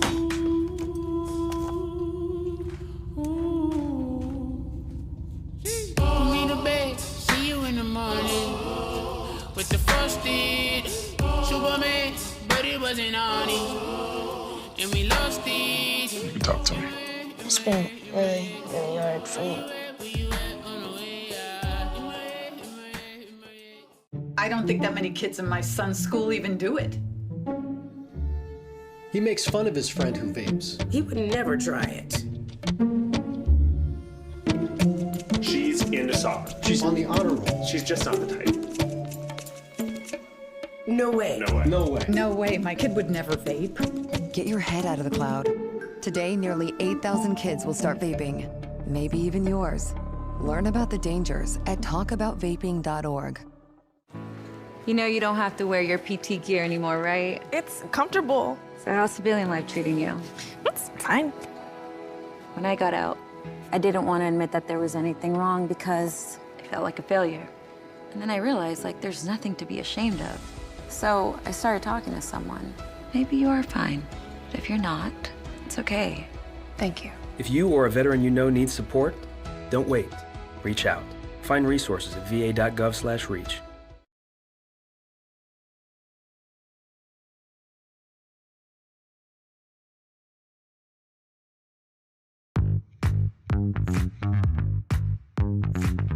Our first item of business is a presentation, which is a swearing in of a new officer. A Freeze-On Mayor with Mr. and Mrs. Santa Claus. Merry Christmas. Brings it himself inside the 10. Touchdown, Marymount. From the top of the key, Anna Habra ties the score.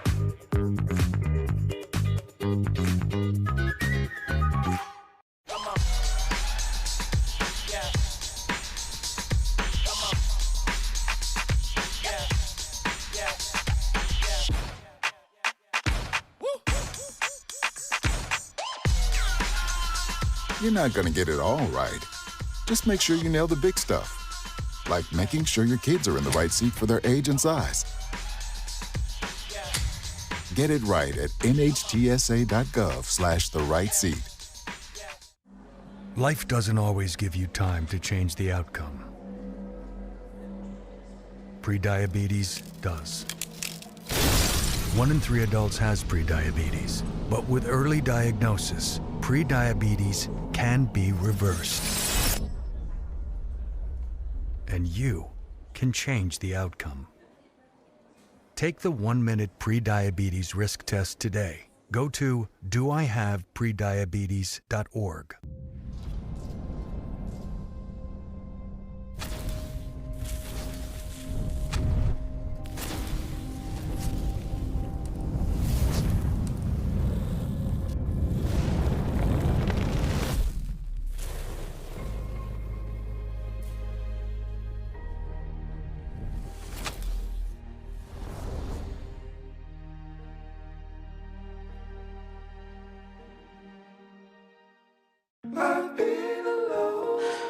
I wonder if you know that I want the best for you. But how long will you fight solo? I wonder if you know that we can get help. Not wondering anymore. Love, your mind.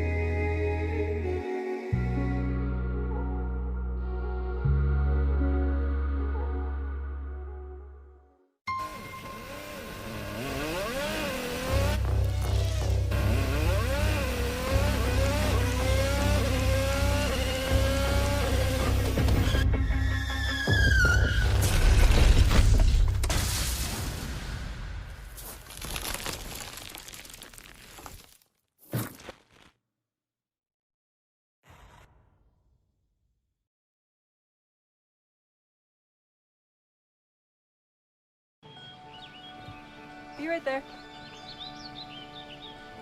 Wait. Use the shovel and bucket of water, remember? Drown, stir, drown, feel. Then make sure it's cool. Where'd you learn that? SmokeyBear.com. Brushed up on some tips before we left. Don't want to start a wildfire, right? Only you can prevent wildfires.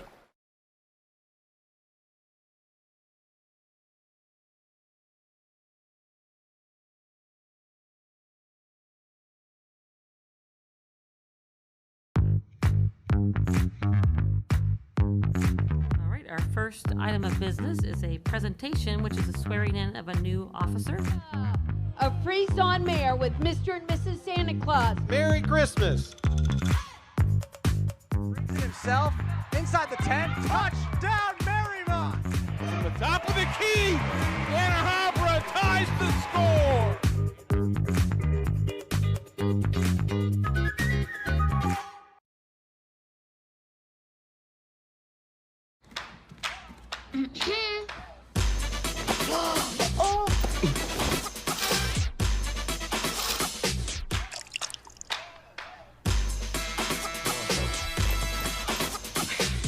You're not going to get it all right. Just make sure you nail the big stuff, Mama! like making sure your kids are in the right seat for their age and size. Get it right at nhtsa.gov/the-right-seat.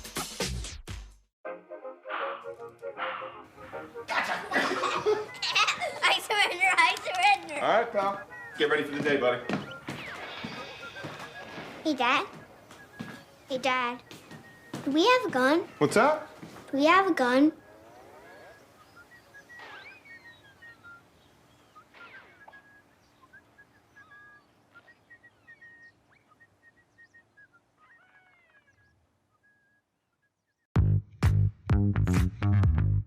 All right, our first item of business is a presentation, which is a swearing in of a new officer. A Freeze-On Mayor with Mr. and Mrs. Santa Claus. Merry Christmas. Brings it himself inside the 10. Touchdown, Marymount. From the top of the key, Anna Habra ties the score.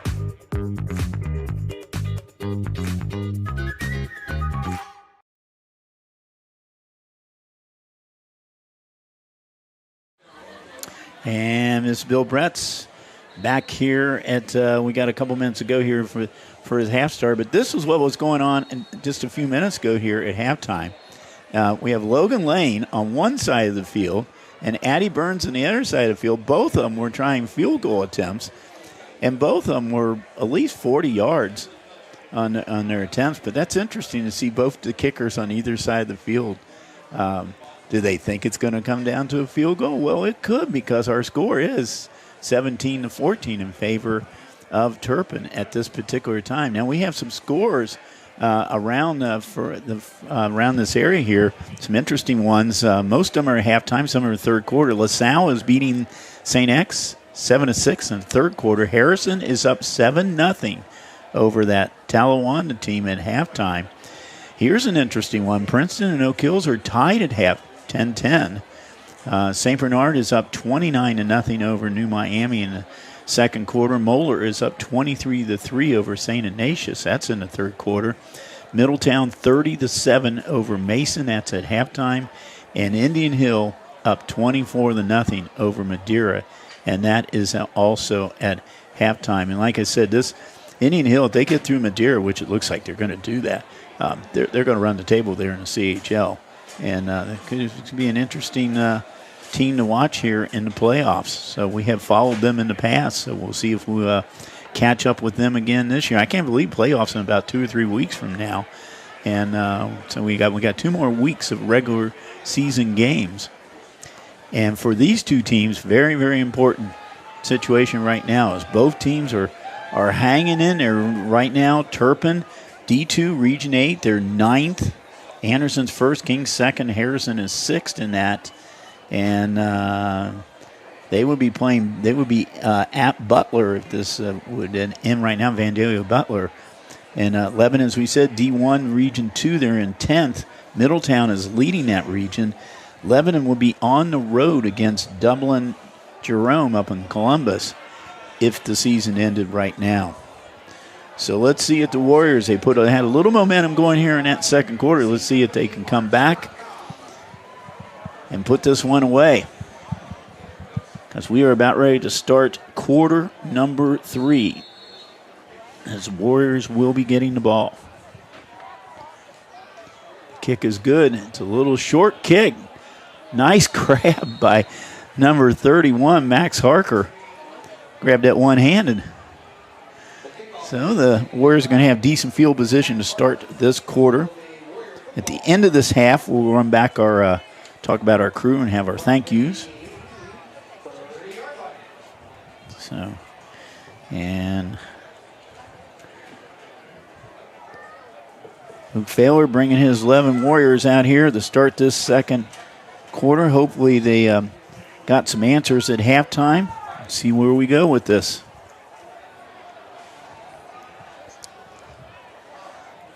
Ball on the 30. Failer back to pass. He had a man fall down. It looked like, I think it was Sako that was, I'm sorry, Nickerson. Nickerson was the intended receiver. I believe he fell down.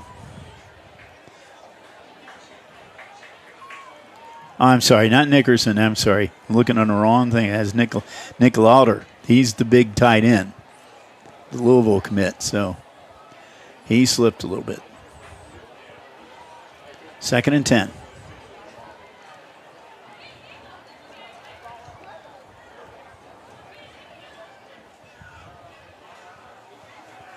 Screen pass. That is good to Wallace. Wallace breaks one tackle. Runs over the 40. Let's see where they'll put the marker at. They're putting it at the 39. They said he must have stepped out of bounds, so he's going to be a yard short. 3rd and 1.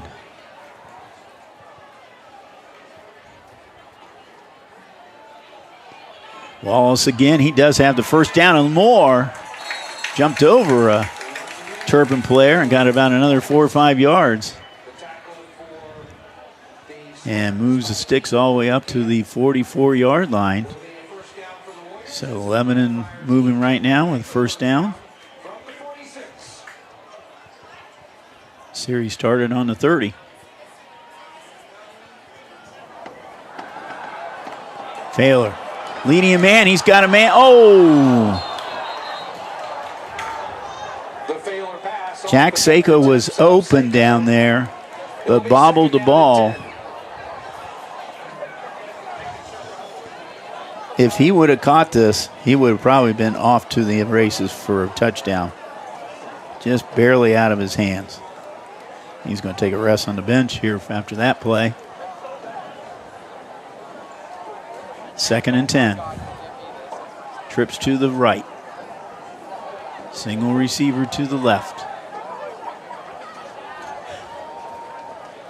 Wallace in the backfield. Or Schmidt in the backfield, I'm sorry. The pass is to Schmidt from the backfield, and he might have got another first down. He was coming out of the backfield. He was a safety valve for them. All alone. And they do move the sticks down to the 44, so they're in Turpin territory. And over the middle. That pass was good to Louder, the big tight end. He's a good target, 6'5", 235 pounds. Crossing pattern. He got another first down. Ball on the 31. Failer. Got a man wide open down here on this side. It's number 6, Daniel Wallace. And Wallace moves all the way down to the 11-yard line. So very quickly, they're in the red zone. Wallace again. This time he gets about 2 or 3, down to about the 7. The Failer pass complete to Wallace to the 7-yard line. I think Lebanon definitely is in 4-down territory. They really want to have a touchdown to take the lead, and that would be one whale of a momentum shift since they were down at 1 point, 17-0. Failer, back to pass, looking at the end zone. And he's got a man open in the end zone. It looks like it was Louder. He got the big tight end. He was open in the back of the end zone. 9-yard pass, or 7-yard pass, I'm sorry, from Failer. Louder almost won, and one hands it in the back of the end zone.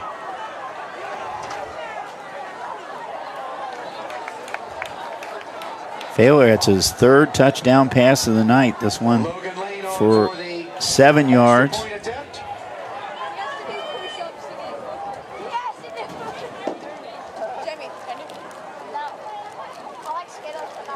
Lane trying to put on point number 21, and he does.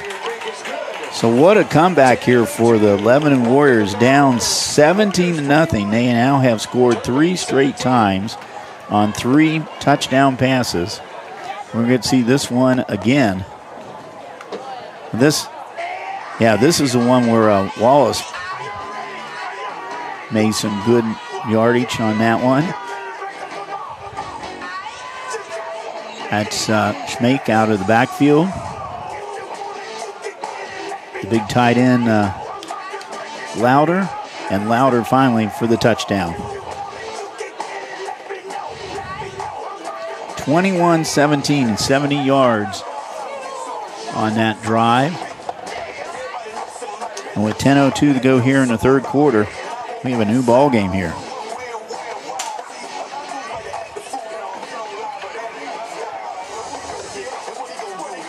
So now it is up to the defense for Lebanon to see if they can hold this Turpin offense, which has been very good tonight.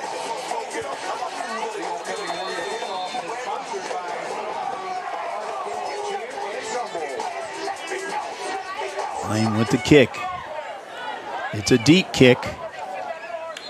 About a yard short in the end zone. In the high school, you can't run it out of the end zone, so it is a touchback. So the ball's going to come out to the 20. That's the 2nd time tonight that Lane has hit the end zone.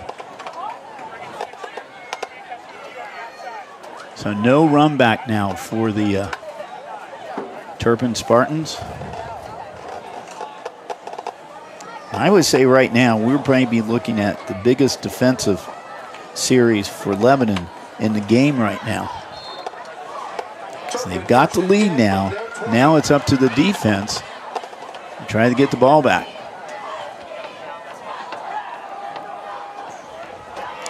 And the give is to Girth. Girth picks up 5. He'll have 5 yards on the carry before being tackled by Justin Kearns. Where he was tackled. Justin Kearns, senior linebacker.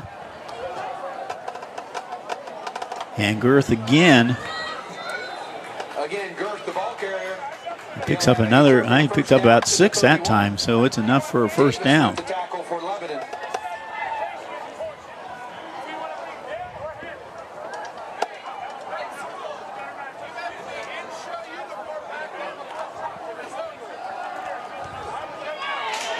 Mayan back to pass. He's being pressured, throws the ball out of bounds. Mileham forced out of the pocket, throws it away. 2nd down, 10.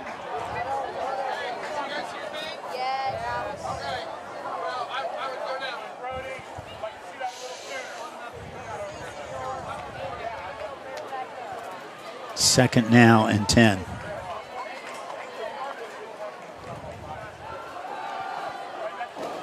And the pass is over the middle.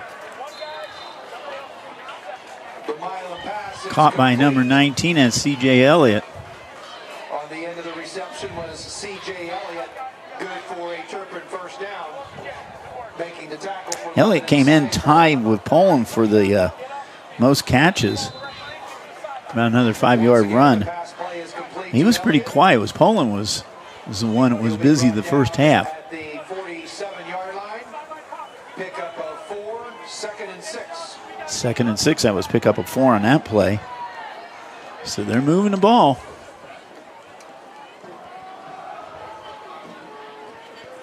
That time he was stopped. Girth, the ball carrier. He'll be brought down by the ankles by Jackson Martin. Number 36.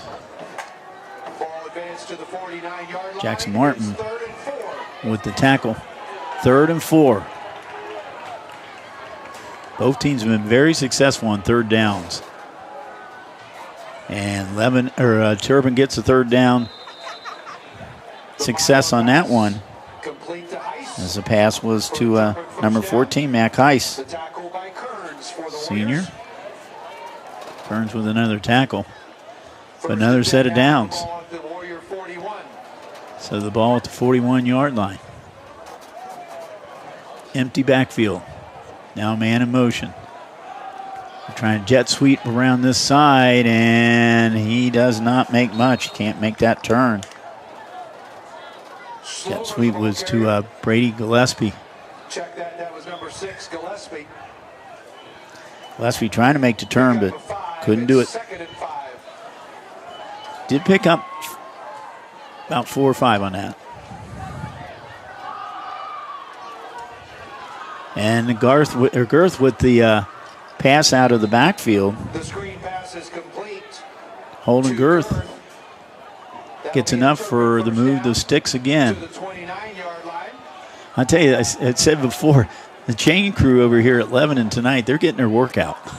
Both sides.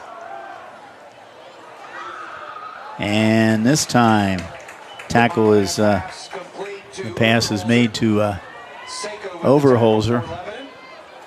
Again, it's a pickup of a 5. He picks up 5 on that one.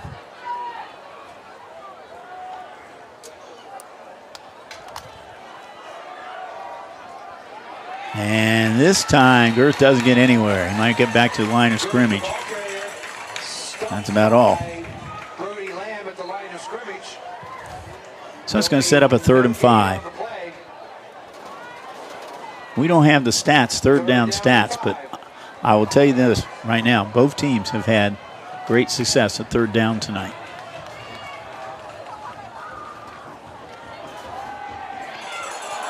This time, the pass is no good.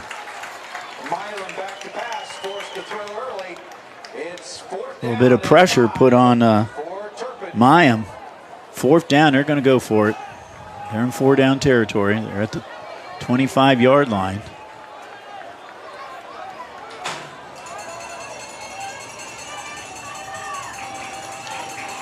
Fourth down. Changing the play now.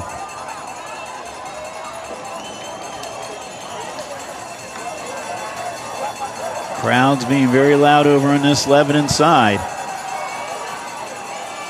There's a man wide open, and that is a touchdown. C.J. Elliott.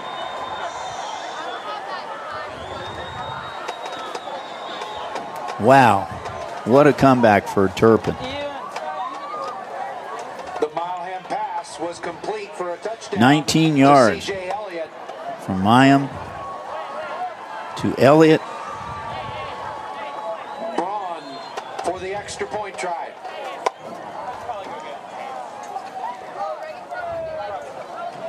Addie Burns tacks on point number 24. And just like that, Turpin's back up on top. Spartans 24, Warriors 21. So Burns with the BAT. 19-yard pass from Mayim to Elliott.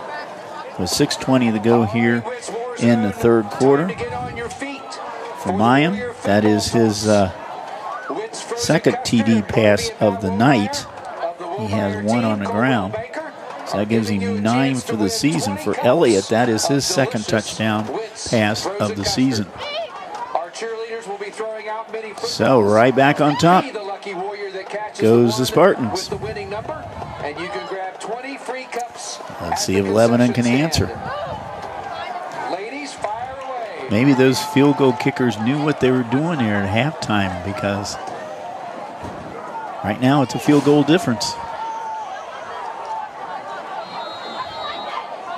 Tonight's winning football toss number is 6. Kick is good. It's a short kick again. And once again, it's picked up by Max Harker. Bring it to the main concession stand and Picks up about 5 yards, so Lebanon's going to have good field position once again to start. Of the Wilmeyer team, Colwell Banker, for sponsoring the Warrior. Be at the 42-yard line.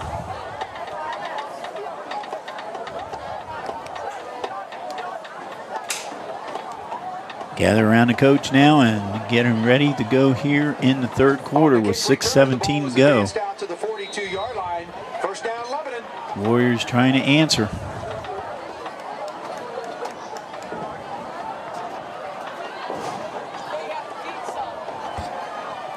Spank in the backfield with Failer. He airs it out. Does he have a man open down there? And just about picked off. The Failer pass intended for Lauder is incomplete. Second down. Incomplete pass. The pass was to Nick Lauder. He is an imposing target down there. Max Reed, though, he's 6'3". He was defending him. 2nd and 10.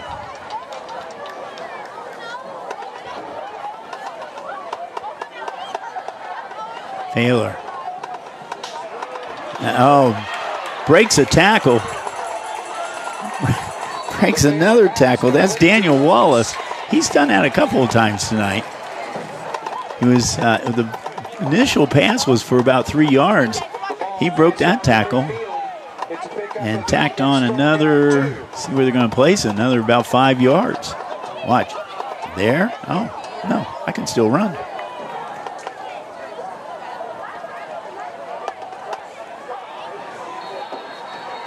And Lauder is taken down. He might have lost some.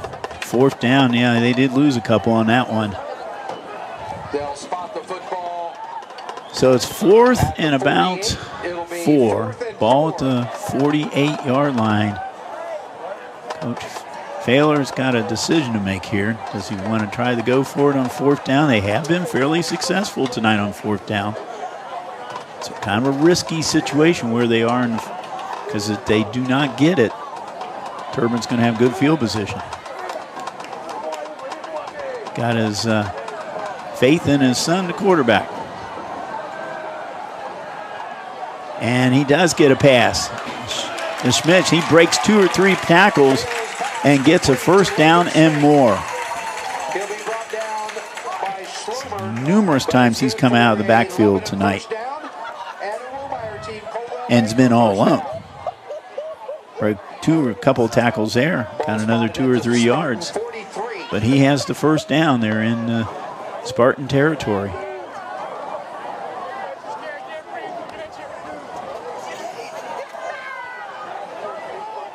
Failure. Oh. Pass was Wyatt Lassen, but a little bit short.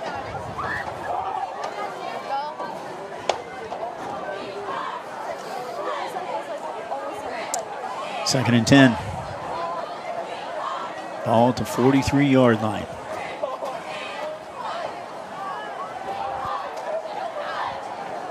About 4.5 to go here in the third quarter.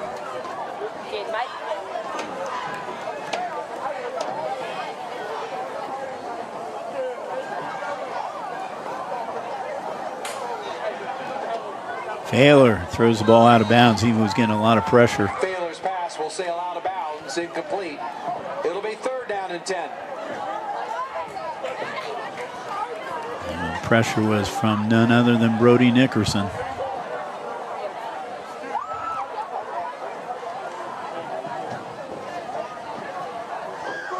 Third and 10. Again, trips out on this side.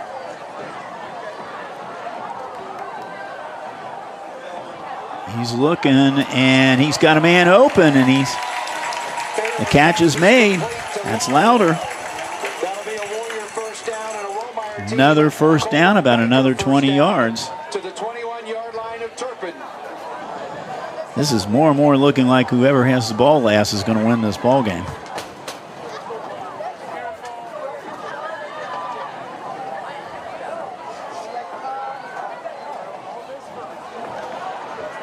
Taylor looking for the end zone and overthrows his receiver down there. Sal Galati, sophomore. 2nd and 10. Ball at the 21-yard line, just shy of the red zone.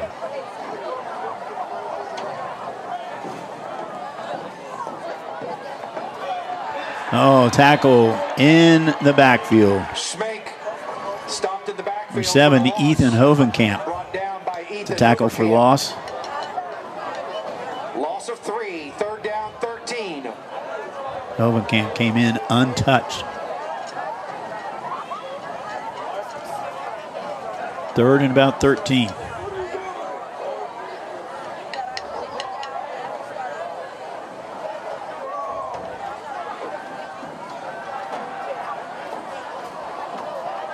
Catch is made by Louder. He's not going anywhere. His forward motion was at about the 20-yard line, which will get him back about 4 yards. It's going to be 4th down. We're going to say 4th and 10. Now they're going to try a field goal.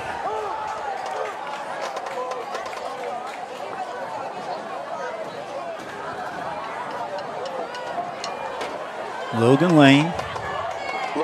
Sets up for this would be field goal try. From 38. This will be the farthest field goal he would have this season. He was kicking them from this distance during halftime. Let's see what he does now. Kick is up. Kick is good. No. Oh, yes, it is good. More than good. 38-yard field goal for Mr. Lane with 2:36 to go.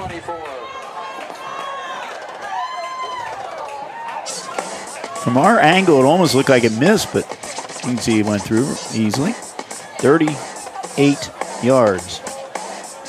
Lane ties the game at 24 all. So for Lane, that is his 3rd field goal of the season and his longest one of the season.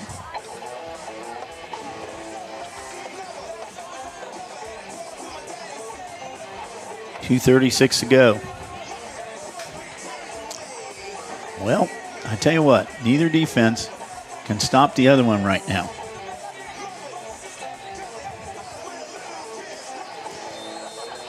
Let's see, somebody flinches here and can stop. Lane with the kick. Taking it about the 2-yard line.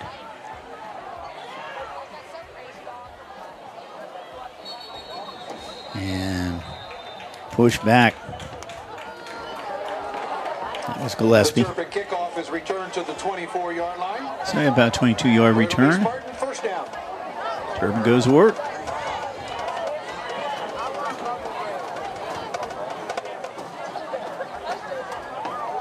I say it's a 24-yard line.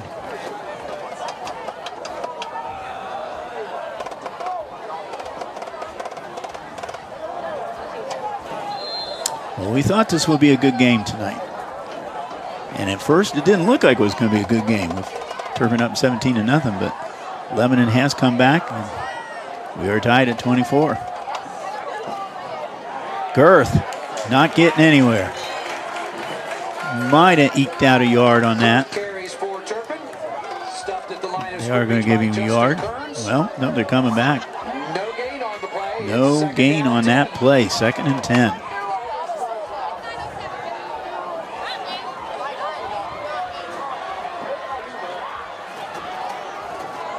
Pass is made and intercepted.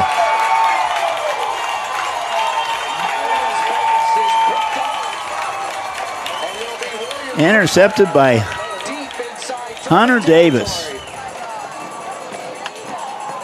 He's down on the ground. Hunter just whipped up and then into the air and leaped up and got that ball. But I think he came down on an ankle or something the wrong way. But nevertheless, a huge turnaround here for Lebanon. That's their 10th interception of the year. They lead the ECC in interceptions.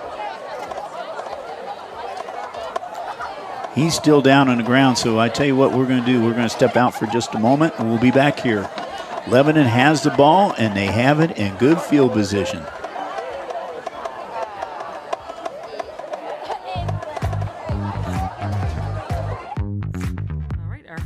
Item of business is a presentation, which is a swearing in of a new officer. A Freestone Mayor with Mr. and Mrs. Santa Claus. Merry Christmas. Brings it himself inside the 10. Touchdown, Marymount. To the top of the key. Anna Habra ties the score.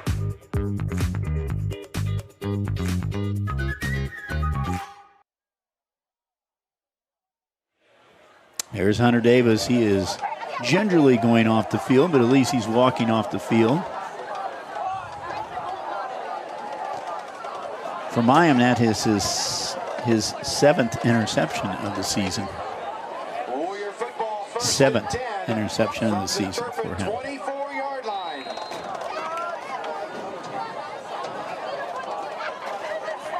So Luke Failer going to work here with a short field. See if he takes advantage of it. Wallace trying to find some running room.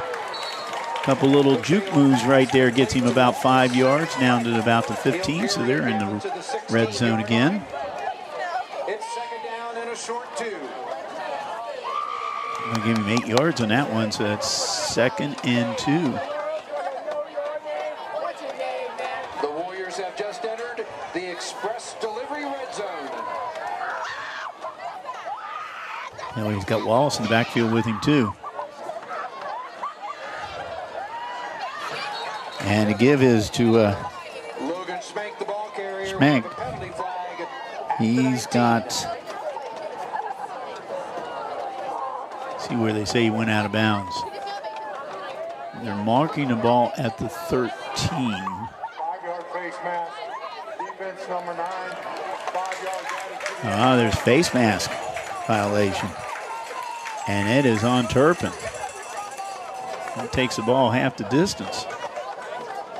So it now is 1st and goal for the Warriors at the 8-yard line. Yep, there it is.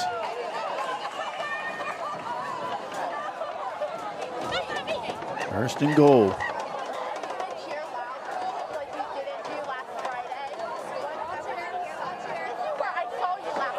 He airs it out. He's got his big man, Louder. Louder was out of bounds that time. Louder can't believe it. Near the Turpin or the Lebanon coaches. That was almost the same spot where he got the last touchdown.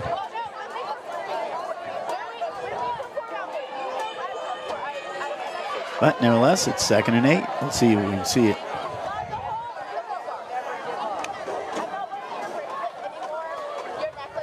I don't know about that. Yeah, it looks like he had it under control, but he did catch it.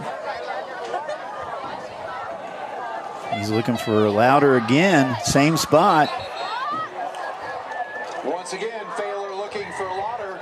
This time it's broken up by Jack Carnahan.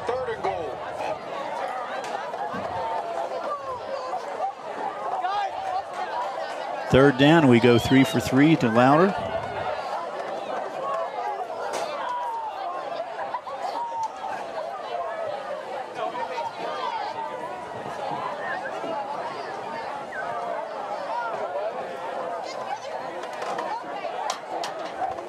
Now, they don't get this one. It'll be interesting to see if they'll try to get the points now.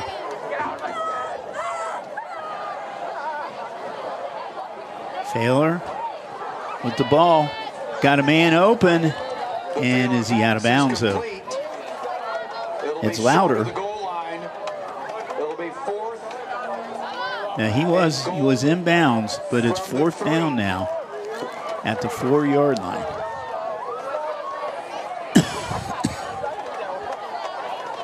Lauder was on the end of that reception.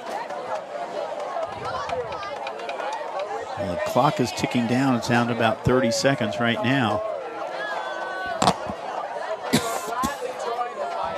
Offense stays on the field. They're going for it for 4th down. Big play. Louder now behind one of his offensive linemen. And a timeout is called. And I think Turpin called the timeout because they saw what they were going to try to do.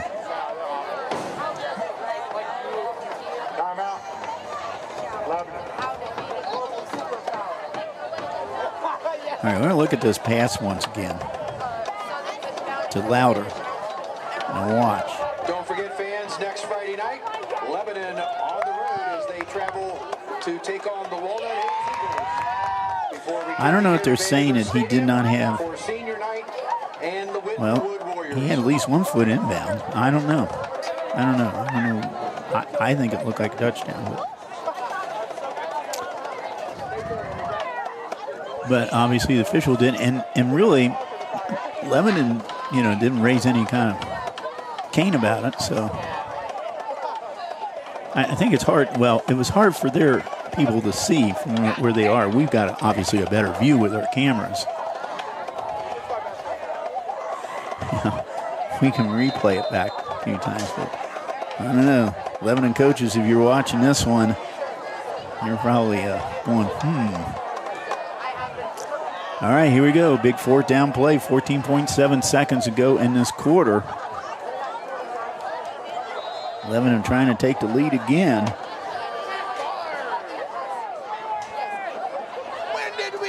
Now they come around the other side.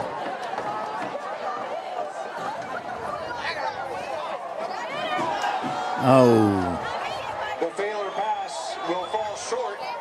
The pass was for Wallace, intended for Wallace, but was thrown low. And we end the quarter. Well, no, we don't end the quarter. 10.2 seconds ago. It might end as soon as they reset the chains. But it was an incomplete pass, so 10.2 seconds to go. Turpin takes over at the 4-yard line.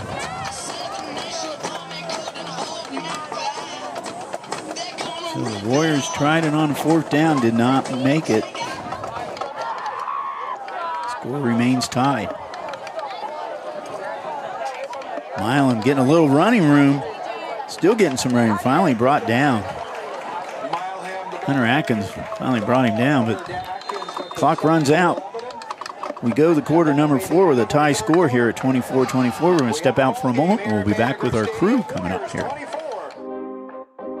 It's important to get a flu shot each and every year because flu viruses are constantly changing and immunity from the vaccine decreases over time. Flu vaccines are updated annually to work against that year's viruses. The best time to get your shot is in the fall, but getting it later can still help.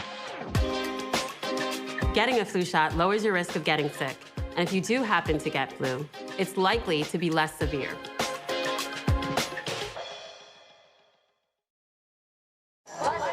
And we go back with our ICRC crew, and you can see on there, as we were going to tell you, the crew, we need crew. So if you are interested in helping out at ICRC volunteering, you can contact our man, Dean Lowry there, Dean at ICRC-TV.com. So our cameras tonight, Ben Kegg, Wyatt Vanover, Randy Wiseman, Eric Johan. Eric, been down there in the field to know that. Graphics is Trey Capo. Patrick McConaughey. Am I saying it right? Oh, I am. McConaughey, thank you, is a replay, and our director and the main man here tonight, Will Matthews. Will, thank you so much. Also, we'd like to thank Keith Pantling. Hang on a second here. We got a long pass, and that is good from the 4-yard line to Evan Overholzer. Big play for Turpin. Brings the ball out to the 42-yard line. We'll have some more thank yous as soon as we get a little break here in the action. But we've had a lot of action here tonight. There's a tackle on the backfield. Number 36, Jackson Martin, came crashing in there, the linebacker. Lost a couple on that play. Still trips to the right. There's an outlet pass. And maybe gets back to the line of scrimmage. Pass was good to Heiss. Be a couple-yard gain. It's 3rd down and 11. The pass was complete. So it's 3rd and 11. Turpin's been very successful on 3rd downs tonight. Let's see what they can do now. Mayam's going to run himself. He's got some running room. And he is down, and he's going to be short. Picked up at maybe about 8 yards, but he's going to be short, a couple yards short of a 1st down. Let's see if they're going to punt. Nope, they're going to go for it. 4th and 2. Each team's had some huge, risky plays here tonight.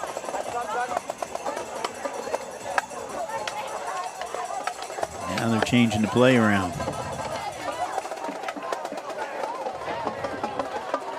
They better be watching that play clock right now. It's going down.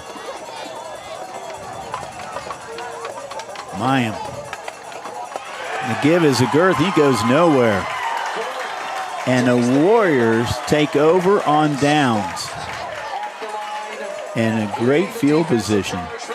We'd like to thank Keith Pantling, the 11 athletic director, for hosting us here tonight. Also, I'd like to thank both coaches, Coach Failer, Coach Walker, and Karen Braun from Turpin Athletics. They helped us out a great deal, so appreciate all the help that you've given us. And like I said, we appreciate this ICRC crew that's come out here tonight. It's kind of cool out there for those guys. Like I said, this is the coolest weather we've had so far this season. Lebanon with the ball in good field position at the 47-yard line of Turpin.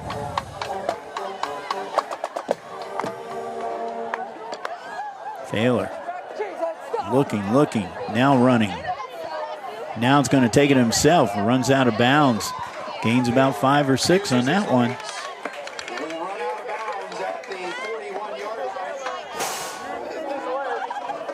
10:06 to go in the game. We have a tie ball game. Second and about 5. Taylor, high snap. And his give is to Schmenk. Schmenk, he is inside the 30, down to about the 28. Picked up about 12 on that play.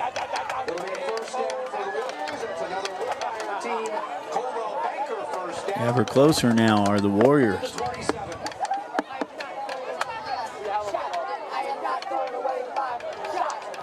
Taylor trying to get a lead blocker now.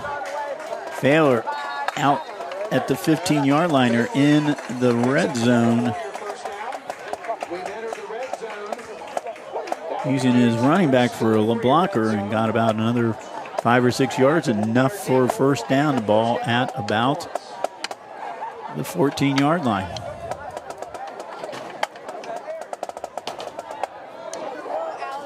Quick pass.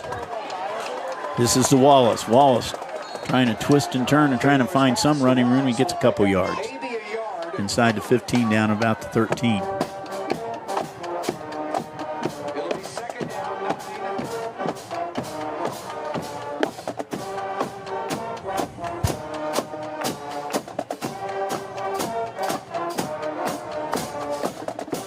Taylor now, 2nd and 9. He's got a man open. He's got a man open in the end zone, and that is a touchdown. Touchdown to number 4, Jack Seiko. That's his 2nd of the night. But wait a minute. It might be coming back. Oh, got a penalty on Lebanon.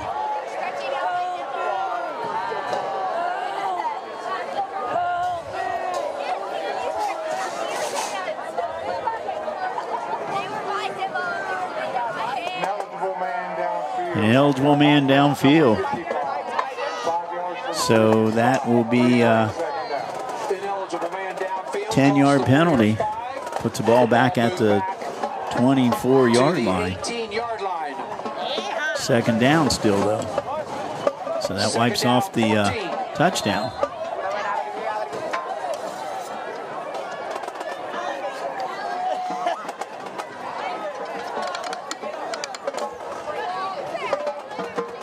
Nine minutes ago in this game, at least in regulation. Taylor, man over the middle. He's got a man open. And that is the big tight end again. Louder from 22 yards out. Touchdown pass.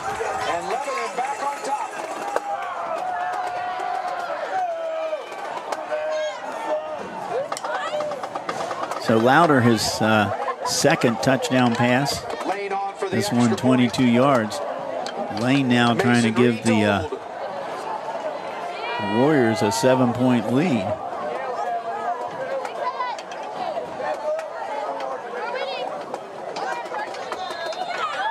Drills it through and is now 31-24 in favor of Lebanon. And for Louder, that's his 2nd touchdown pass of the night and his 6th one of the season. So I think it's going to be, I said this earlier, but I'm going to maybe stick with this. Whoever has the ball last might win this ball game. And it didn't look like that about midway through the 2nd quarter. Midway through the 2nd quarter, it was 17-0 in favor of Turpin. Since that time, Lebanon has outscored Turpin 31-7.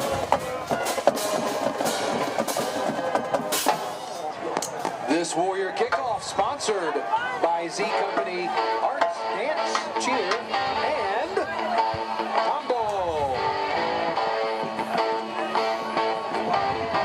His Turpin team went through a lot this offseason. One of their longtime coaches at Turpin, Tony Rocco, I think, I'll pronounce it, passed away February. He was a favorite of a lot of people there in Turpin, and his team's been pretty inspired this season playing for him. That's a short kick. Or no. Kick is once again into the end zone for a touchback. Not a short kick, I'm sorry. First down 10 from the 20. Looks like the ball is...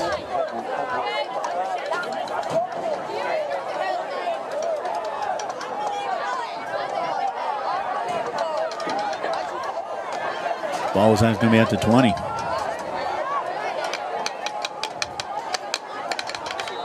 That was a problem. Ball was kicked on, but watch, his foot got in the end zone. So ball goes out to the 20. That's where Turpin gets started.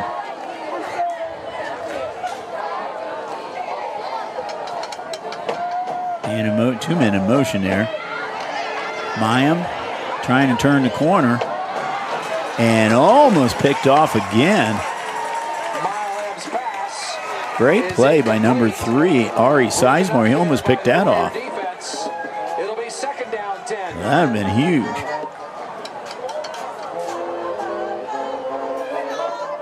You see Sizemore was right there.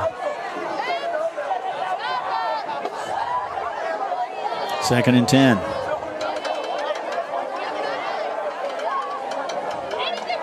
Mayim scrambling again. This one, was picked off, but dropped. Almost picked off. That was Daniel Wallace. Had it in his hands and dropped it.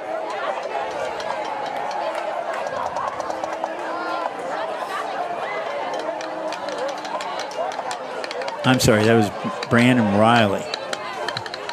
Brandon Riley had it in his hands and dropped. Third and 10. Let's see if the Warriors can get that offense off the field. Deep pass. And did he make the catch? He did. The catch was made by C.J. Elliott. And once again, as they've done so many times tonight, they've gotten a third down play.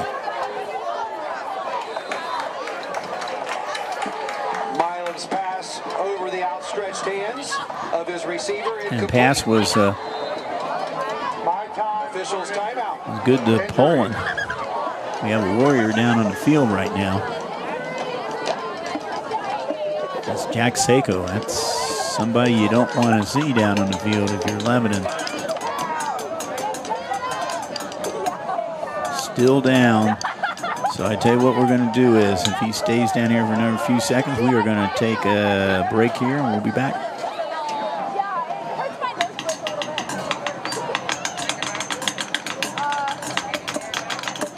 No, we're going to stay here.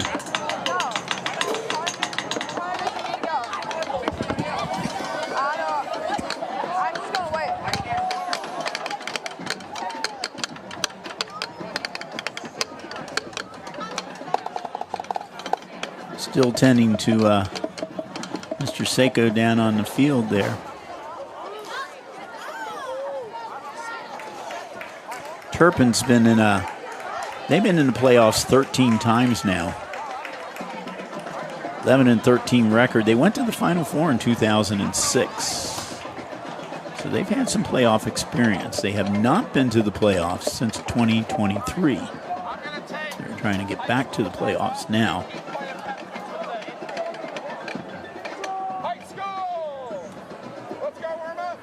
He's walking off the field, which is good. He's gingerly walking off the field. But second and 10.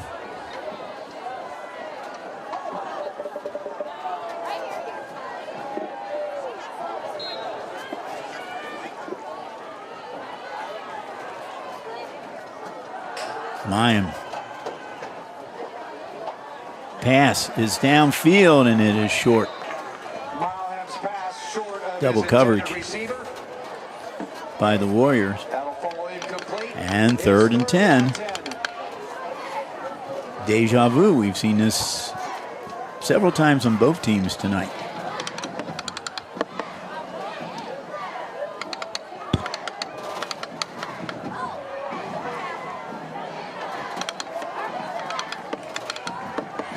Mayan pass.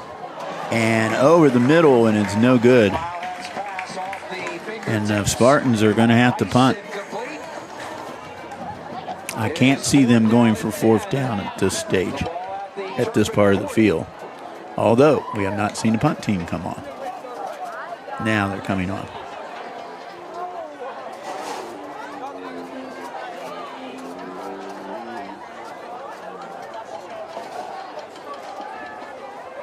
Feldman's a punter. He averages 41.4. He's going to be back at about his own 28.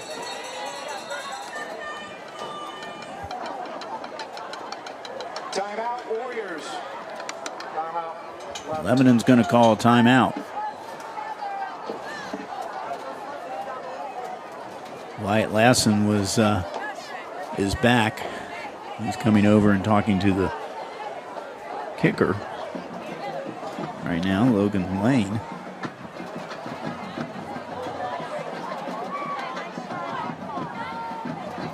So we have a timeout here.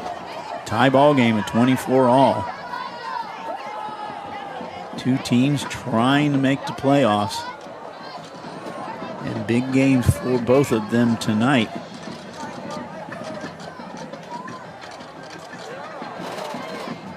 I said tonight was Breast Cancer Awareness Night. They had a nice little ceremony ahead of time.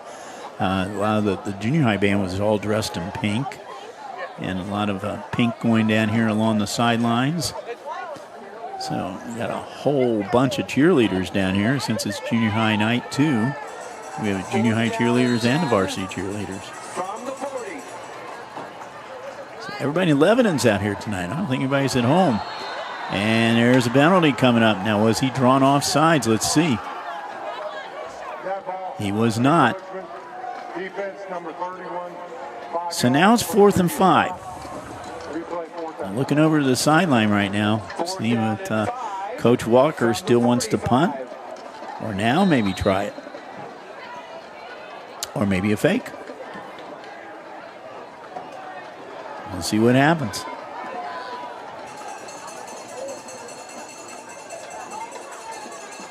Feldman's back.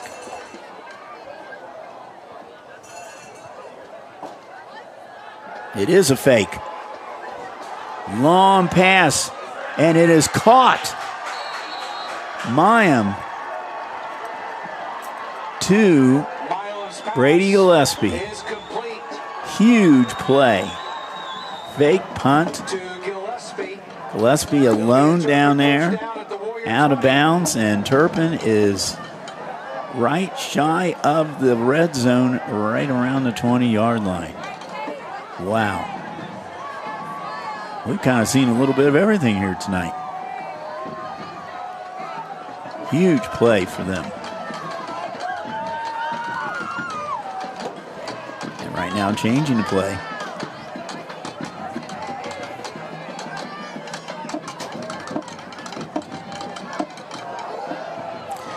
Mayim's going to take it himself inside the 15, down at about the 13. 7-yard gain.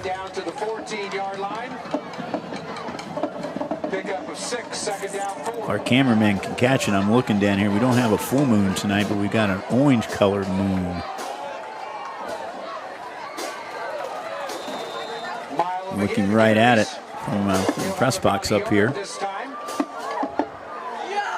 Mayim with the run.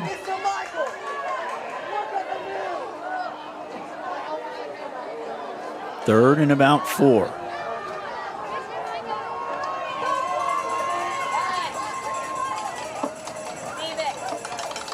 Mayim looking over the sidelines.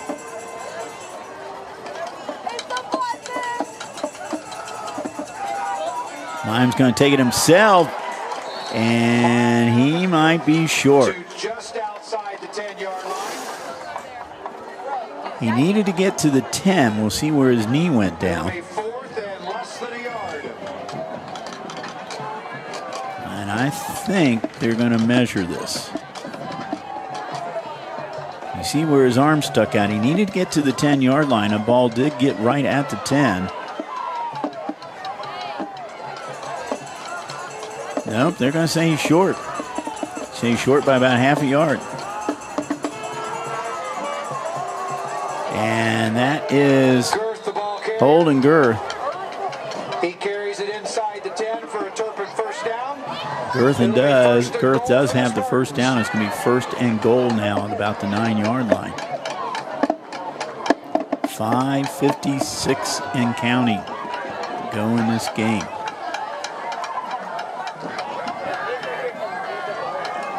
There's man open in the end zone, and is it going to count? Yes, it is. Touchdown, Turpin.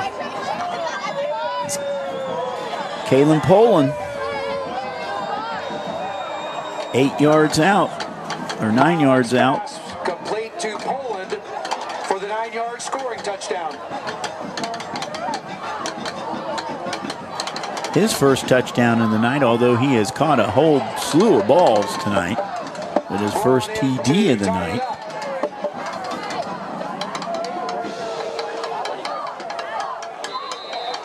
The kick is up and the kick is good by Burns. Poland his third touchdown of the season. Burns PAT ties us up at 31 all. So here we go, 5:44 to go in the game.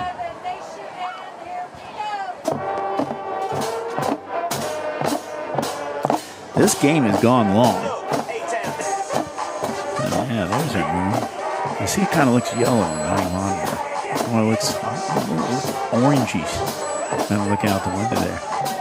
Oh, nice little moon there.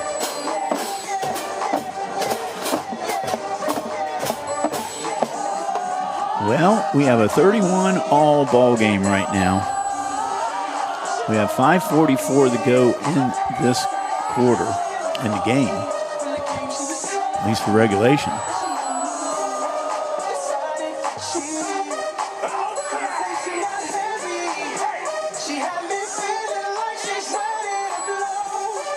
Like I said, this game has gone long.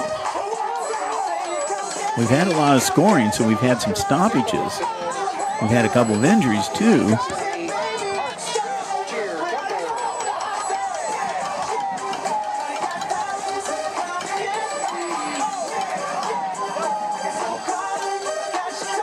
Jack Manager ready to kick it off for the Spartans. He does an onside, well, not really an onside kick. It was a little squib kick. The Turpin squib kick is recovered by the Max Harker has been very busy picking up short kickoffs tonight. Picked up another one there. Lebanon's going to have decent field position with 5:42 on to work with. And I'm not sure if the timeouts are shown on the board here or not. Actually, it is. They have one timeout left. Turpin has 3 timeouts left.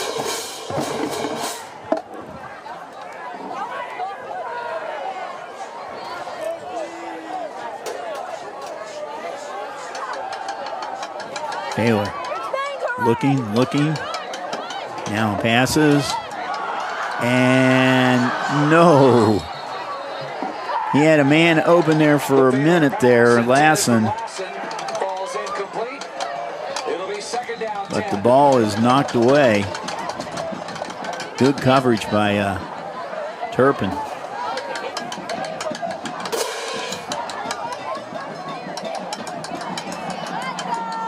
Turpin has 21, Jack Carnahan.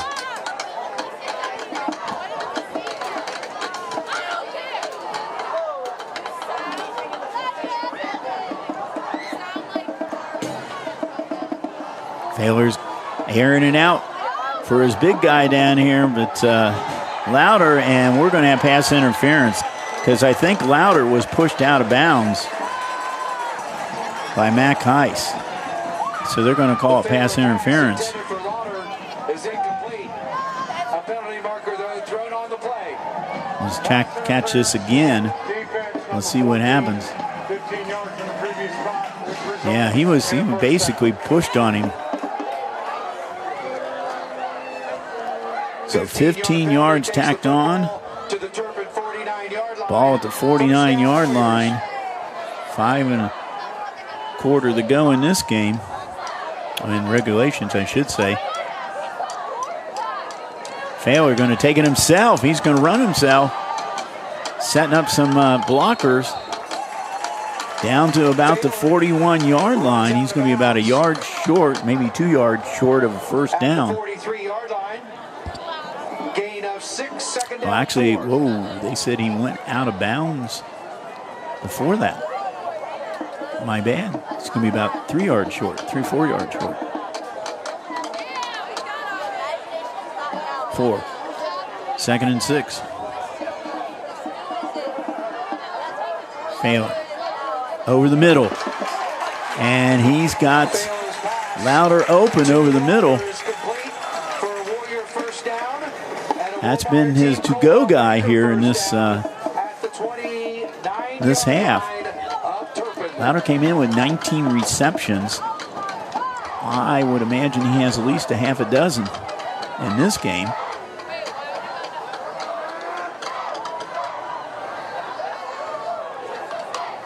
And, that was almost picked off. The Failer pass intended Max for Heiss had his hands on it. It was a low throw.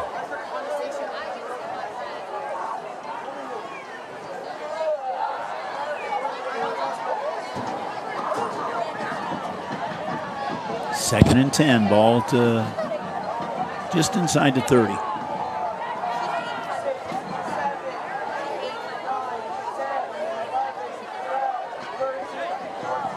A long pass for the end zone, and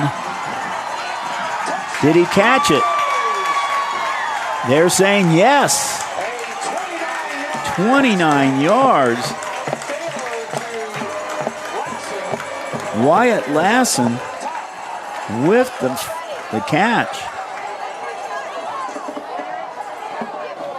Lassen, great catch. And he was really being guarded by Jack Carnahan. Caught it anyway for 29 yards. So Failer to Lassen, that's the third time those two have hooked up tonight. 29 yards.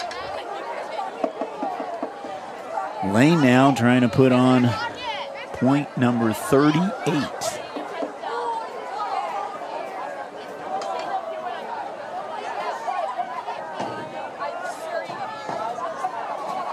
Had some kind of discussion with the referee. I'm not sure what the discussion is about. Touchdown's good. Dead ball, unsportsmanlike on the defense, number 6. Lebanon has elected to take it on the kickoff. Okay, a penalty was on Turpin. So it's going to be assessed on the kickoff. Well, right now, Lane's trying to put on point number 38. Important kick. The Lane kick is drills it through from the hold of Mason Reed. It is now 38-31.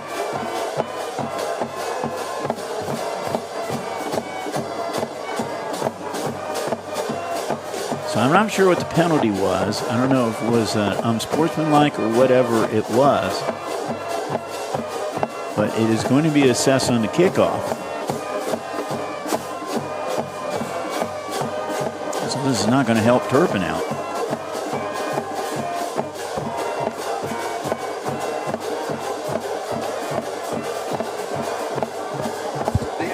Here we go. Watch the replay on this.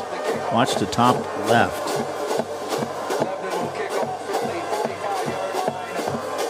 All right. So it was one of the Lebanon players had a little, or one of the Turpin players had a little discussion with the referee that wasn't a very pleasant one.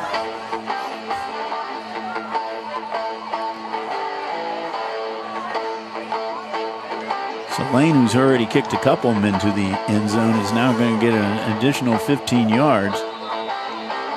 ball on the 45-yard line. The way he's been kicking tonight, he should be drilling it into the concession stand here by this time. Let's see what happens.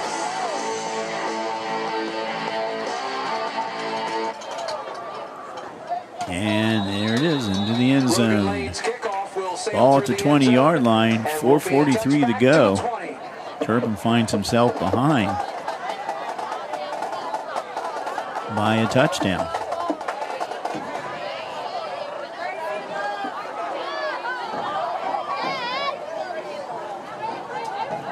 Well, this has been one of the better games we've had in a while.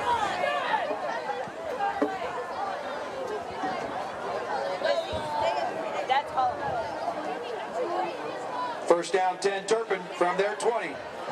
Yeah, Lebanon back in week number 2, ICRC was here when Lebanon won over Lebanon final score.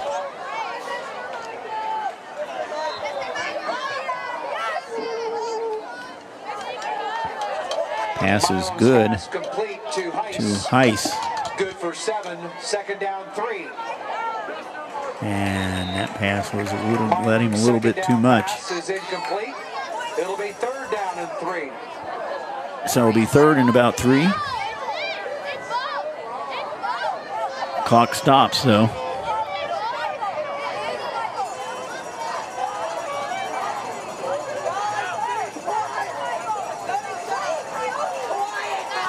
Mine. Gonna run himself. He's got a first down.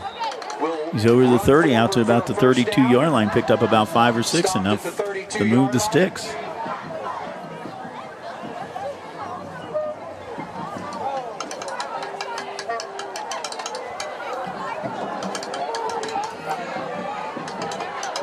This time he keeps himself, gets good running room up to around the 48-yard line. To the 48-yard line. Another 16 yards. So right now,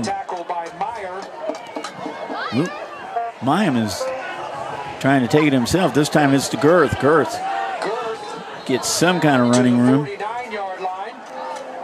Makes about 2 or 3 yards. Gain of 3. Second down 7. Clock is moving. Turpin has all 3 of their timeouts left. Pass is made and caught by number 14, Mac Heiss. To Elliott. Good for another first down. Number 19, I'm sorry, that's Elliott.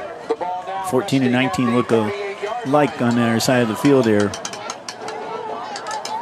Enough for a first down. Girth, big hole. Over the 30 down to about the 27, 28-yard line. He's going to be very close. He is going to have a first down. Got a 10-yard run. And Turpin is moving the ball as they've done all night. This time it's Kurth again, down to about the 20. It's going to be a couple yards short. Once again, it'll be Davis with the tackle. Pickup of 7, second down and 3. Pass is low pass. Milam's pass falls short of the intended receiver. It'll be third down and 3. Third and 3.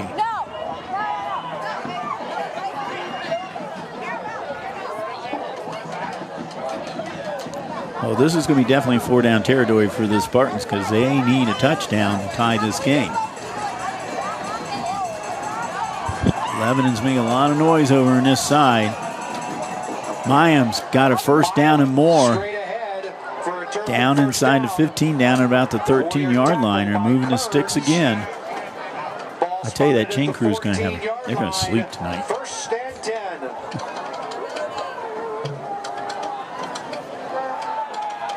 This time a stop is made. And Girth, he actually lost a couple on that one. It'll be second and 12. Lamb in there for the defense. So they can get another set of first downs. Get the ball down to about the 5-yard line.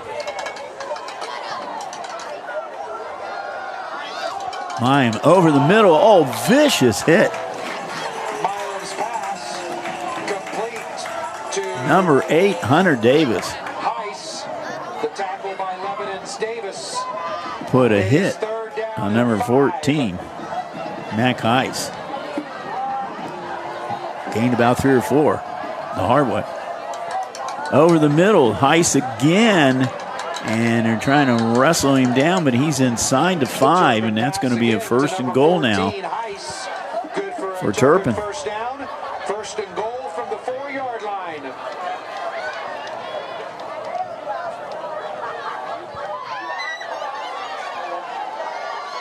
This time it's Mayim keeps the ball, and he picks up a couple. Mile of the ball carrier. Ball spotted at the 3-yard line, 2nd and goal. 2nd and goal from the 2-yard line.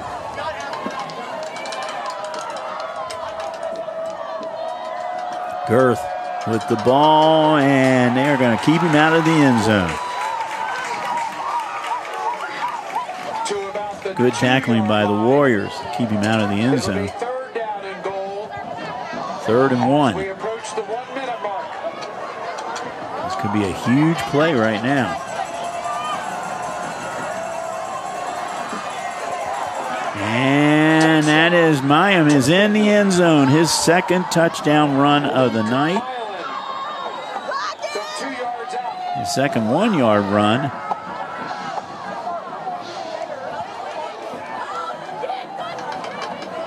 His 5th touchdown of the year.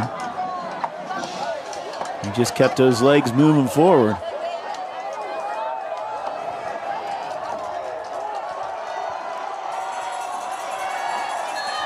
Burns, very important. PAT coming up. And she drills it through. We are tied at 38-38 with 54.3 seconds to go in the game. We're going to look at this drive again. A big drive by. A lot of it was on the legs of the quarterback, Luke Mayim.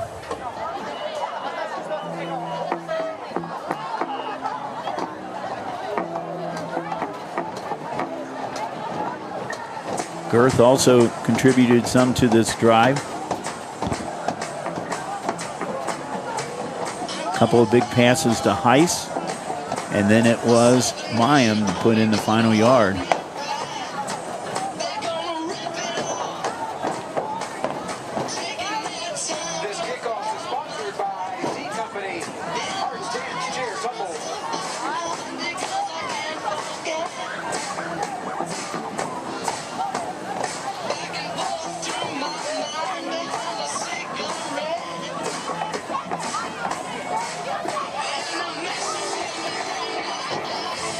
All right, here comes the kickoff.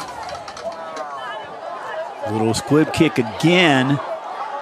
And once again, it's our up guy, Max Harker, who picks up the ball and gives Lebanon some pretty good field position. So 50.7 seconds to go. Let's see what the Warriors can do.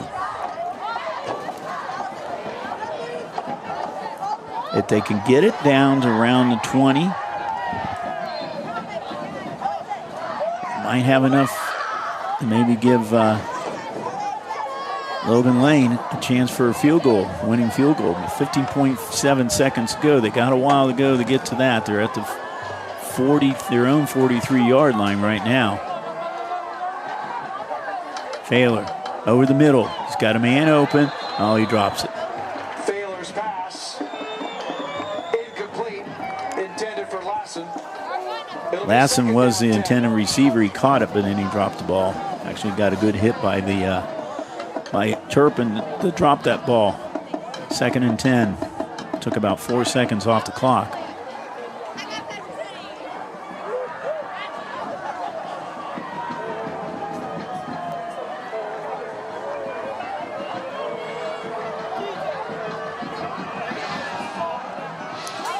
Failer going to run it. He's going to run it out of bounds. He's going to be short of the first down. But he stops the clock 41.1 seconds ago. It's going to be about 2 yards short, 3rd and 2.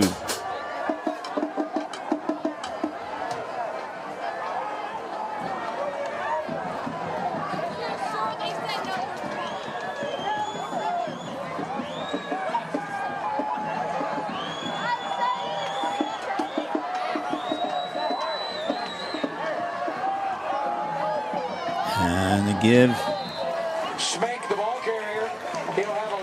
looks like to Wallace, and he gets a first down. The ball on about the 45-yard line. The clock is moving.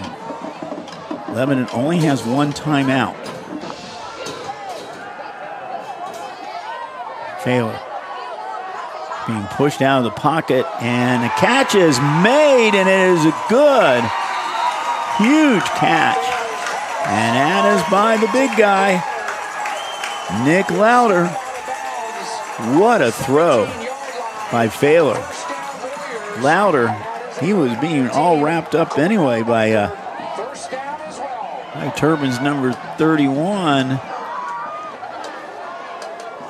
Harper Holmes, but now they're in lanes pretty close. I would say they have now a legitimate shot at a field goal if they need it. He wants to get a few more yards, 20.2 seconds to go. Ball at the 18-yard line. Oh, not a time for a sack. And the sack was made by Brandon Riley. So now that pushes him back to about the 23-yard line. 7 seconds to go. They have taken their final timeout, and they are going to bring Lane onto the field. Line of scrimmage is at the 23.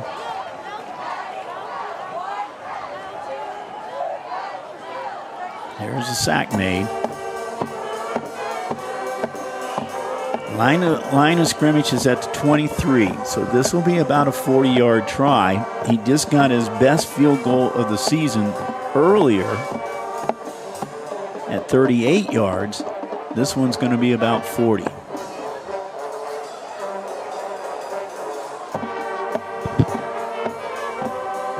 So 7 seconds to go. This is going to be for the win.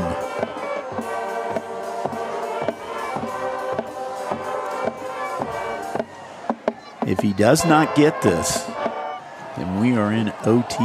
And I have not been in an overtime game in years. I get review to the rules to see if they're still the same.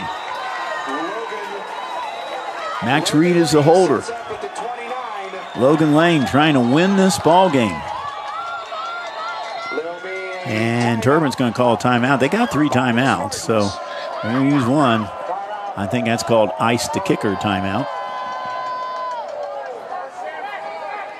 The ball is going to be he's got the ball down, looks like at the 29-yard line, so that'll be a 39-yard field goal.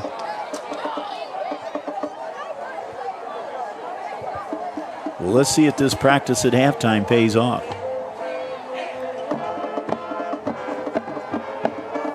Getting a little encouragement there from his running back, Logan Schmenk.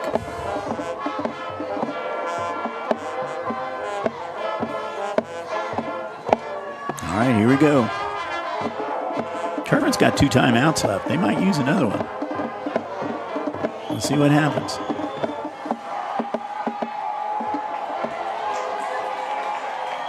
Lane to attempt a 39-yard field goal. All right, Lane from 39 yards.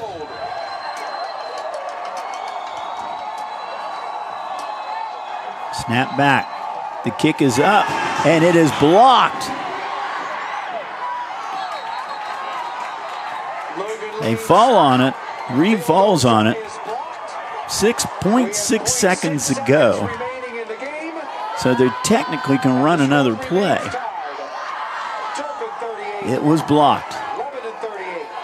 Looked like number 23. That's Joey Dazzaro.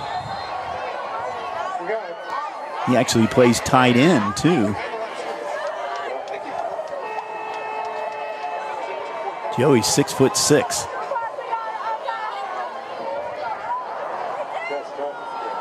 So technically, Turpin's got one play to run on the clock before we go to overtime. You know, last week we had a running clock. We got lucky last week, Will. I guess we're making up for it this week.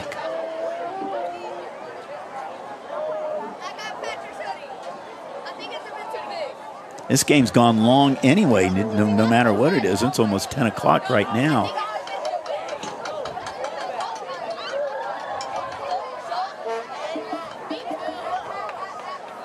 Officials are talking about it. I think they're making sure the clock is correct.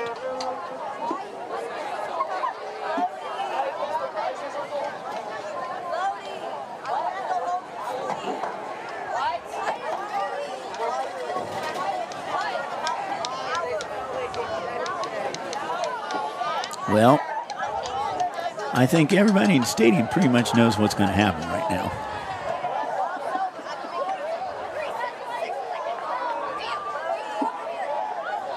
I think we're going to get ready for our Hail Mary.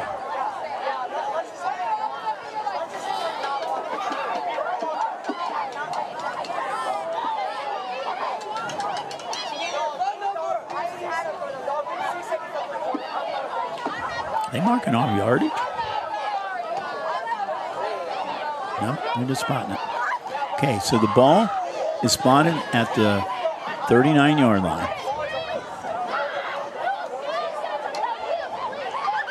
It is third down and a lot of yards. It is Lebanon football on the recovery. Since it wasn't a fourth down try and Lebanon recovered, it is remaining Lebanon football. 0.6 seconds left in the game. Wait, Lebanon's still with the ball. How'd that happen? Okay, well, they recovered the block punt, so I guess they got the ball. Well, here we go. Well, once again, we know what's going to happen. Baylor. Back, no. Turpin calls timeout. Or officials call timeout. Timeout Turpin. Timeout Turpin. They got one left. Okay, so they recovered the kick. Again, fans, don't forget after the game tonight, the Marching Warriors will perform their 2025 competition show. Okay, so here's the ruling. Okay, we got our officials in the truck. Okay, the ruling is it was second down. So they recovered the ball. So now it's third down. And now they're back at the 39-yard line, and they are out of Logan Lane's field goal range.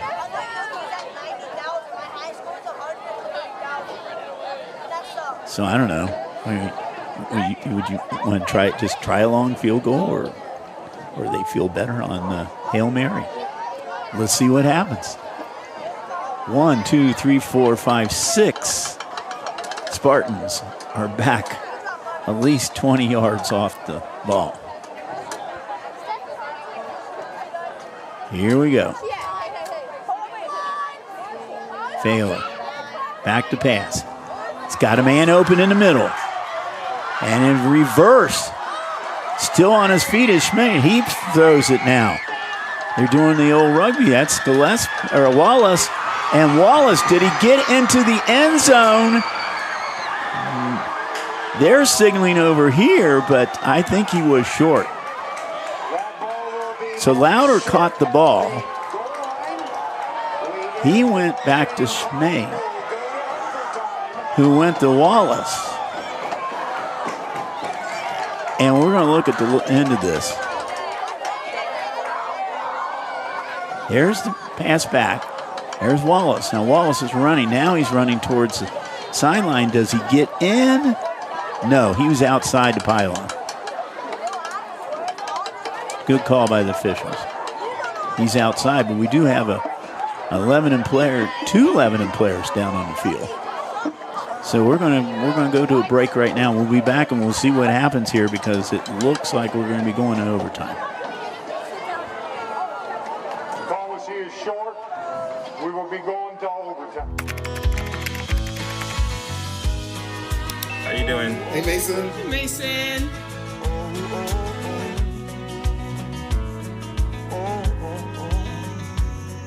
Thank you. A place to make my own, a place that I call home, this place that I call home. Have you ever helped a fellow veteran? Yes. I do my best reaching out to my brothers and sisters in arms. Have you ever asked for help yourself? Most of us, we're not gonna admit that we need to help. You don't have someone to kind of help you guide those thoughts. It can be really bad. It's just a beautiful space when someone can trust you and say, listen, I need help.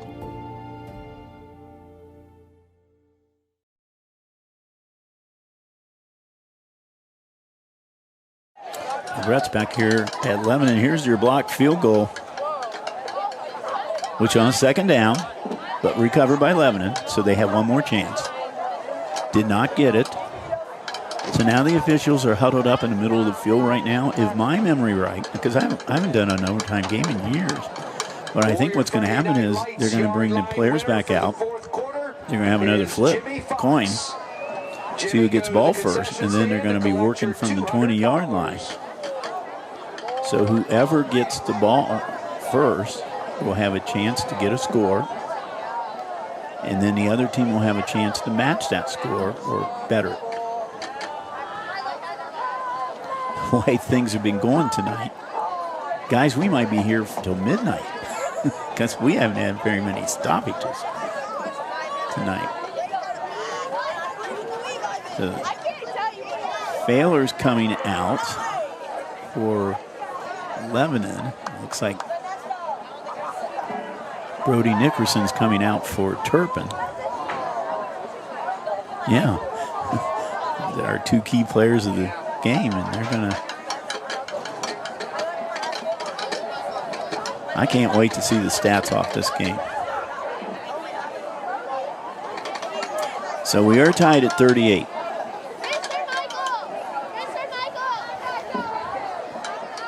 If one team goes down and does not score, the other team comes down and they score, it's over with. Or vice versa. The first team scores and the other team can't score, we're done.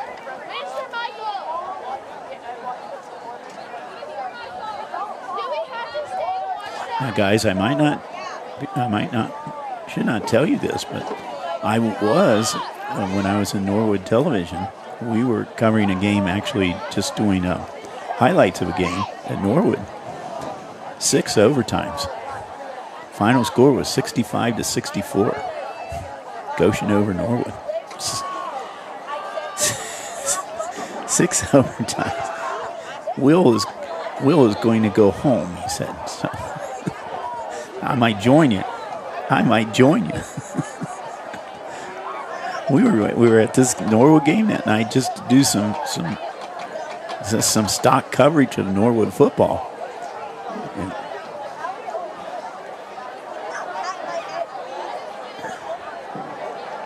our director, Will Matthews, has informed us his last 3 games he has covered at Lebanon has gone to overtime. They're going to start calling you Overtime Matthews. They will go on offense. I didn't see who got it. I was looking away. But we'll find out in a second.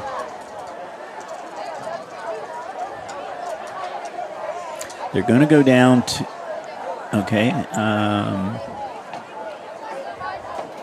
we'll see who comes out on the field. Lebanon is going to get the ball now first. So they're going to go down to the 20.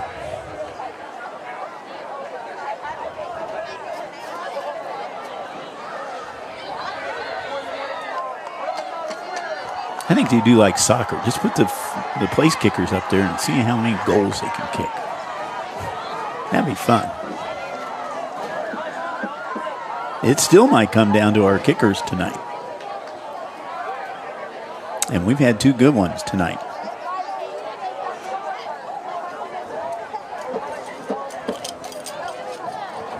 It'll be Warrior football, 1st and 10 from the 20. So it's 1st and 10 at the 20.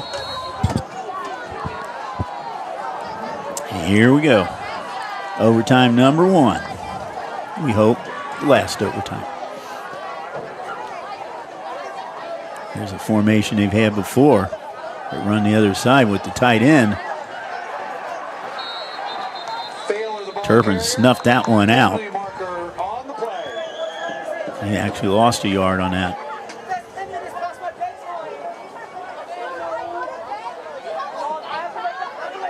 Penalty flag, though, on the field.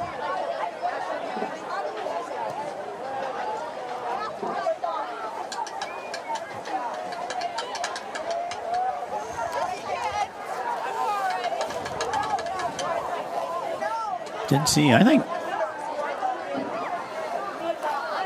Matt Kleiner and his crew have done, I think, a pretty good job here tonight, his officiating crew.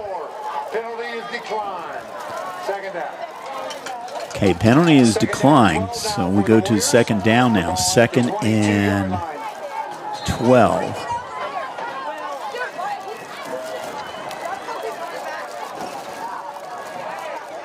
Lebanon has to get down to the 10-yard line, get 1st down. Fail. Pass. Tipped. Almost taken away by Mac Reed. So now it's 3rd down and 12.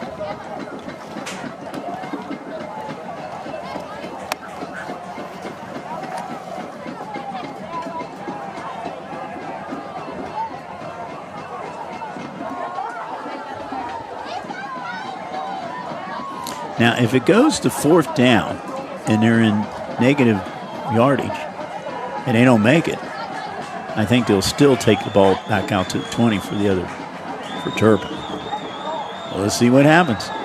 Empty backfield, Failer, back to pass. Looking. He's got, Failer's pass is incomplete. Nicely covered by Jack Carnahan down there. The pass was intended for Daniel Wallace. A little bit overthrown. Now it's 4th. I think they might be they're bringing Lane out. So they're going to try to get some points on this. Well, Lane is 1 for 2 tonight. He had 1 blocked. This one is going to be 39 yards. That's where his last one was. This is for the lead. Kick is up. And it is no good. Field goal try is wide left. It'll be Turpin football, 1st and 10. So field goal, no good. Now it's going to be the Turpin Spartans. We're going to get a chance. And like I said, now it's kind of going their way right now, because if they can get any kind of positive yardage in here, any kind of score is going to win. And we already know they got a good kicker.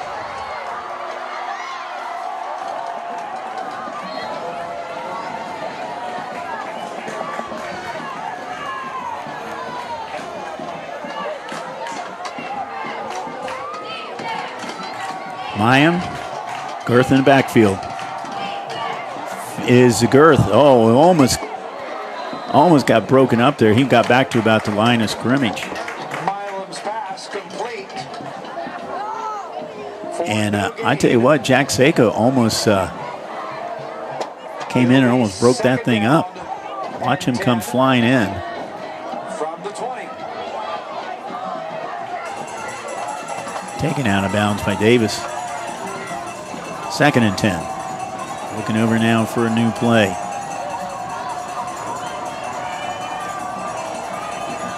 Mayim. The pass is good. Pass is there. He's still on his feet. The Turpin pass is complete to So the receiver was Evan Overholzer. And now they are in really good position. First and goal. Milam, the ball carrier. No gain. It'll be 2nd and goal. Looked like a little extracurricular at the end of that play. I think the Lebanon faithful wanted a penalty on it, but 2nd down. Mayim with Girth in the backfield.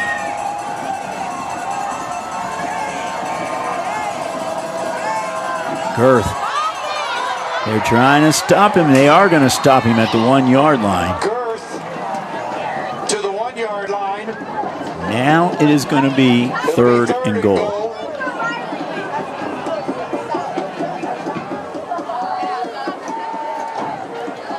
Turpin's in good position now to win this ball game. Mayim with the ball. He does not get it. It's 4th down. So you know what's going to happen now. Back to the 2. It is Senior Addie Burns is coming in with a chance to win the games for Turpin.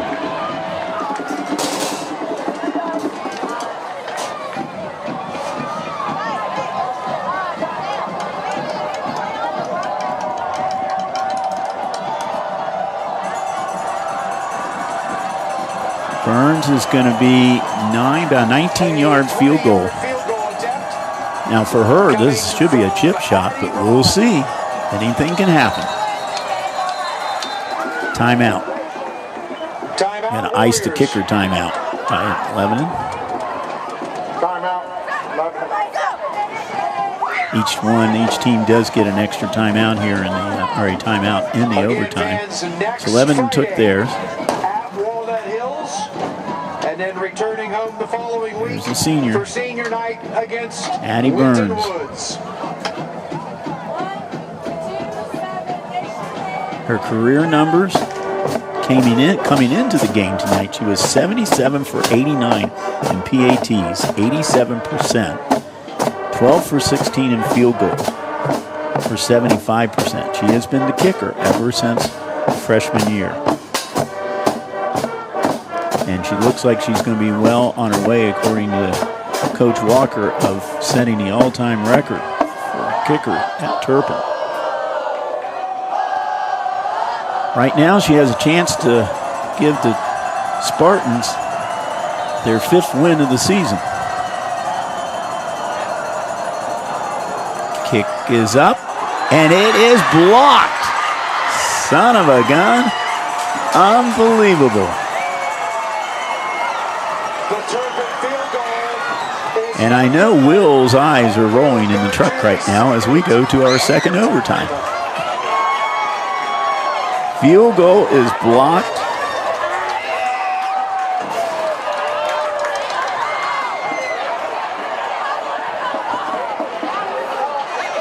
Wow.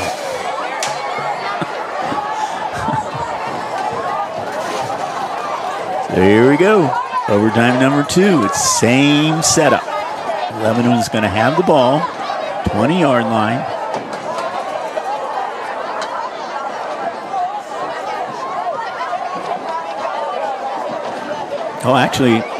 Okay. This is something that is different than I don't remember, because now they're going to do another flip of the coin.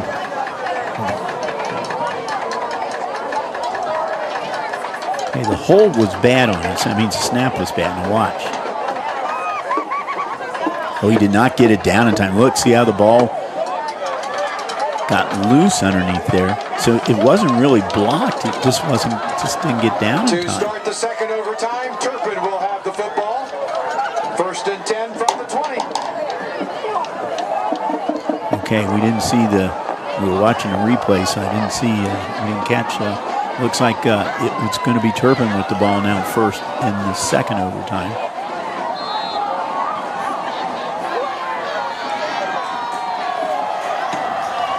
So here we go, overtime number 2.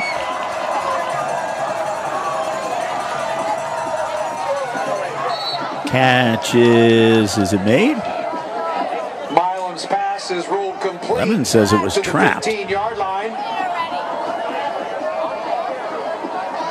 Overholzer. And they said it's good.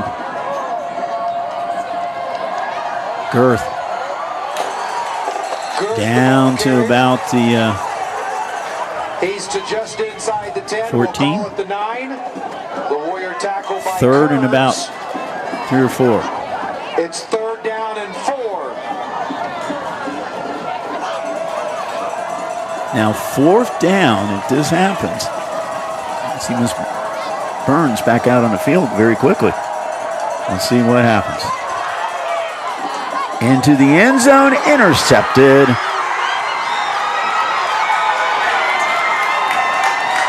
Intercepted in the end zone by Ari Sizemore. So now, momentum back with the Warriors. Second time tonight. Mine's been picked off. That was a big one. And we do have another player down on the field. This one's down on the track right now. I'm not sure what the situation is down here. And that is Sizemore down, but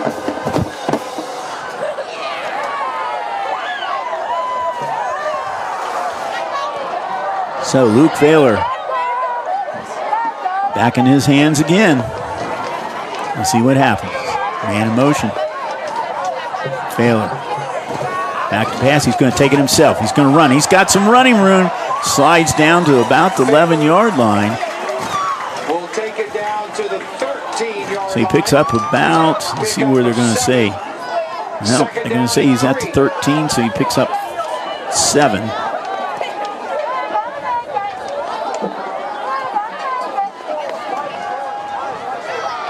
So Sizemore over there on the sideline.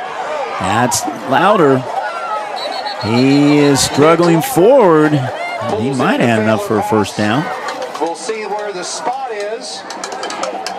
It looks like first down. Warriors.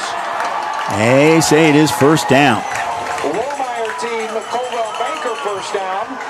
Or did they? Lebanon looks at I think first third and goal from the 9. First down, first and goal. Thaler. Give his to Schmenk. He picks up another 3 or 4 yards. Both field goal kickers have had field goals blocked tonight. Both have made field goals.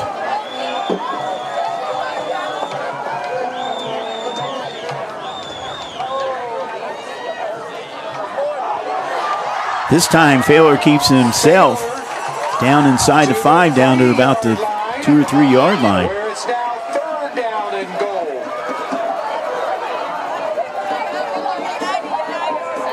Third and 3. He's at the 3 yard line.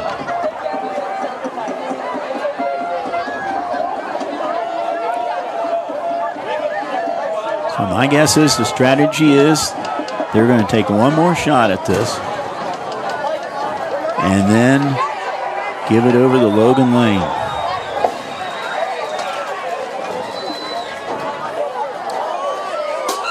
And the give is to Schmenk, and he maybe makes it back to the line of scrimmage. So I think we're going to see we have a Turpin player down on the field. I think right now this game's gone so long tonight for these players with the weather and everything.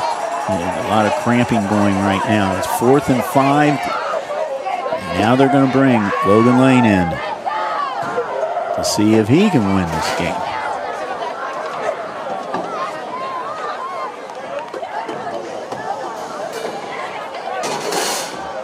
Turpin called it. I think Turpin called a timeout.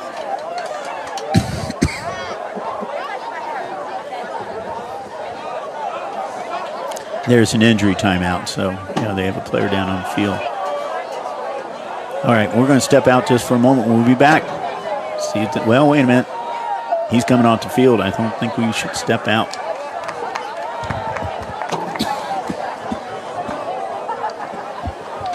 We might have an end of a game coming up here. All right, let's see where we're going to mark the ball at.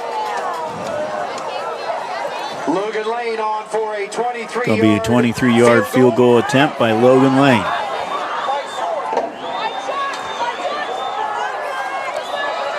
See if we can split the uprights to give the Warriors your 6th win of the season. And Turpin is going to call a timeout. They do have, neither team has timeout left now.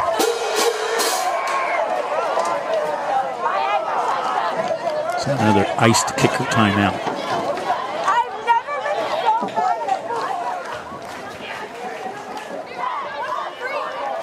Logan Lane, he's been pretty successful this year. I mean, his field goals, he had the one block tonight, but he's made three out of 7 with the one block.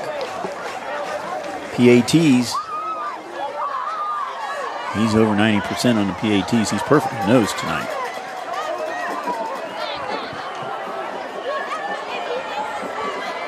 This game began 3 hours and 25 minutes ago.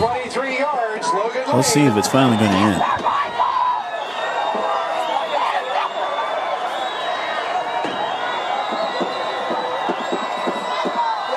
Kick is up.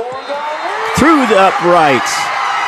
The Warriors in double overtime win 41-38. As the team is out over the field, they're mobbing Logan Lane, which rightly should. Huge win for Lebanon tonight. It's a final score of 41-38 in double overtime. Lebanon moves to 6-2 on the season. Turpin drops to 4-4. We're going to see what happens with the Harvard ratings this week. But what a game we had tonight at Lebanon. We're glad that you have watched it. Thank you to Will. Will, I hope you're still awake in there. But thanks to Will and the great ICRC staff here tonight to come out in this game tonight. It was a good one here at Lebanon with the Warriors winning 41-38. This is Bill Bretz saying goodbye for the entire crew here at ICRC-TV.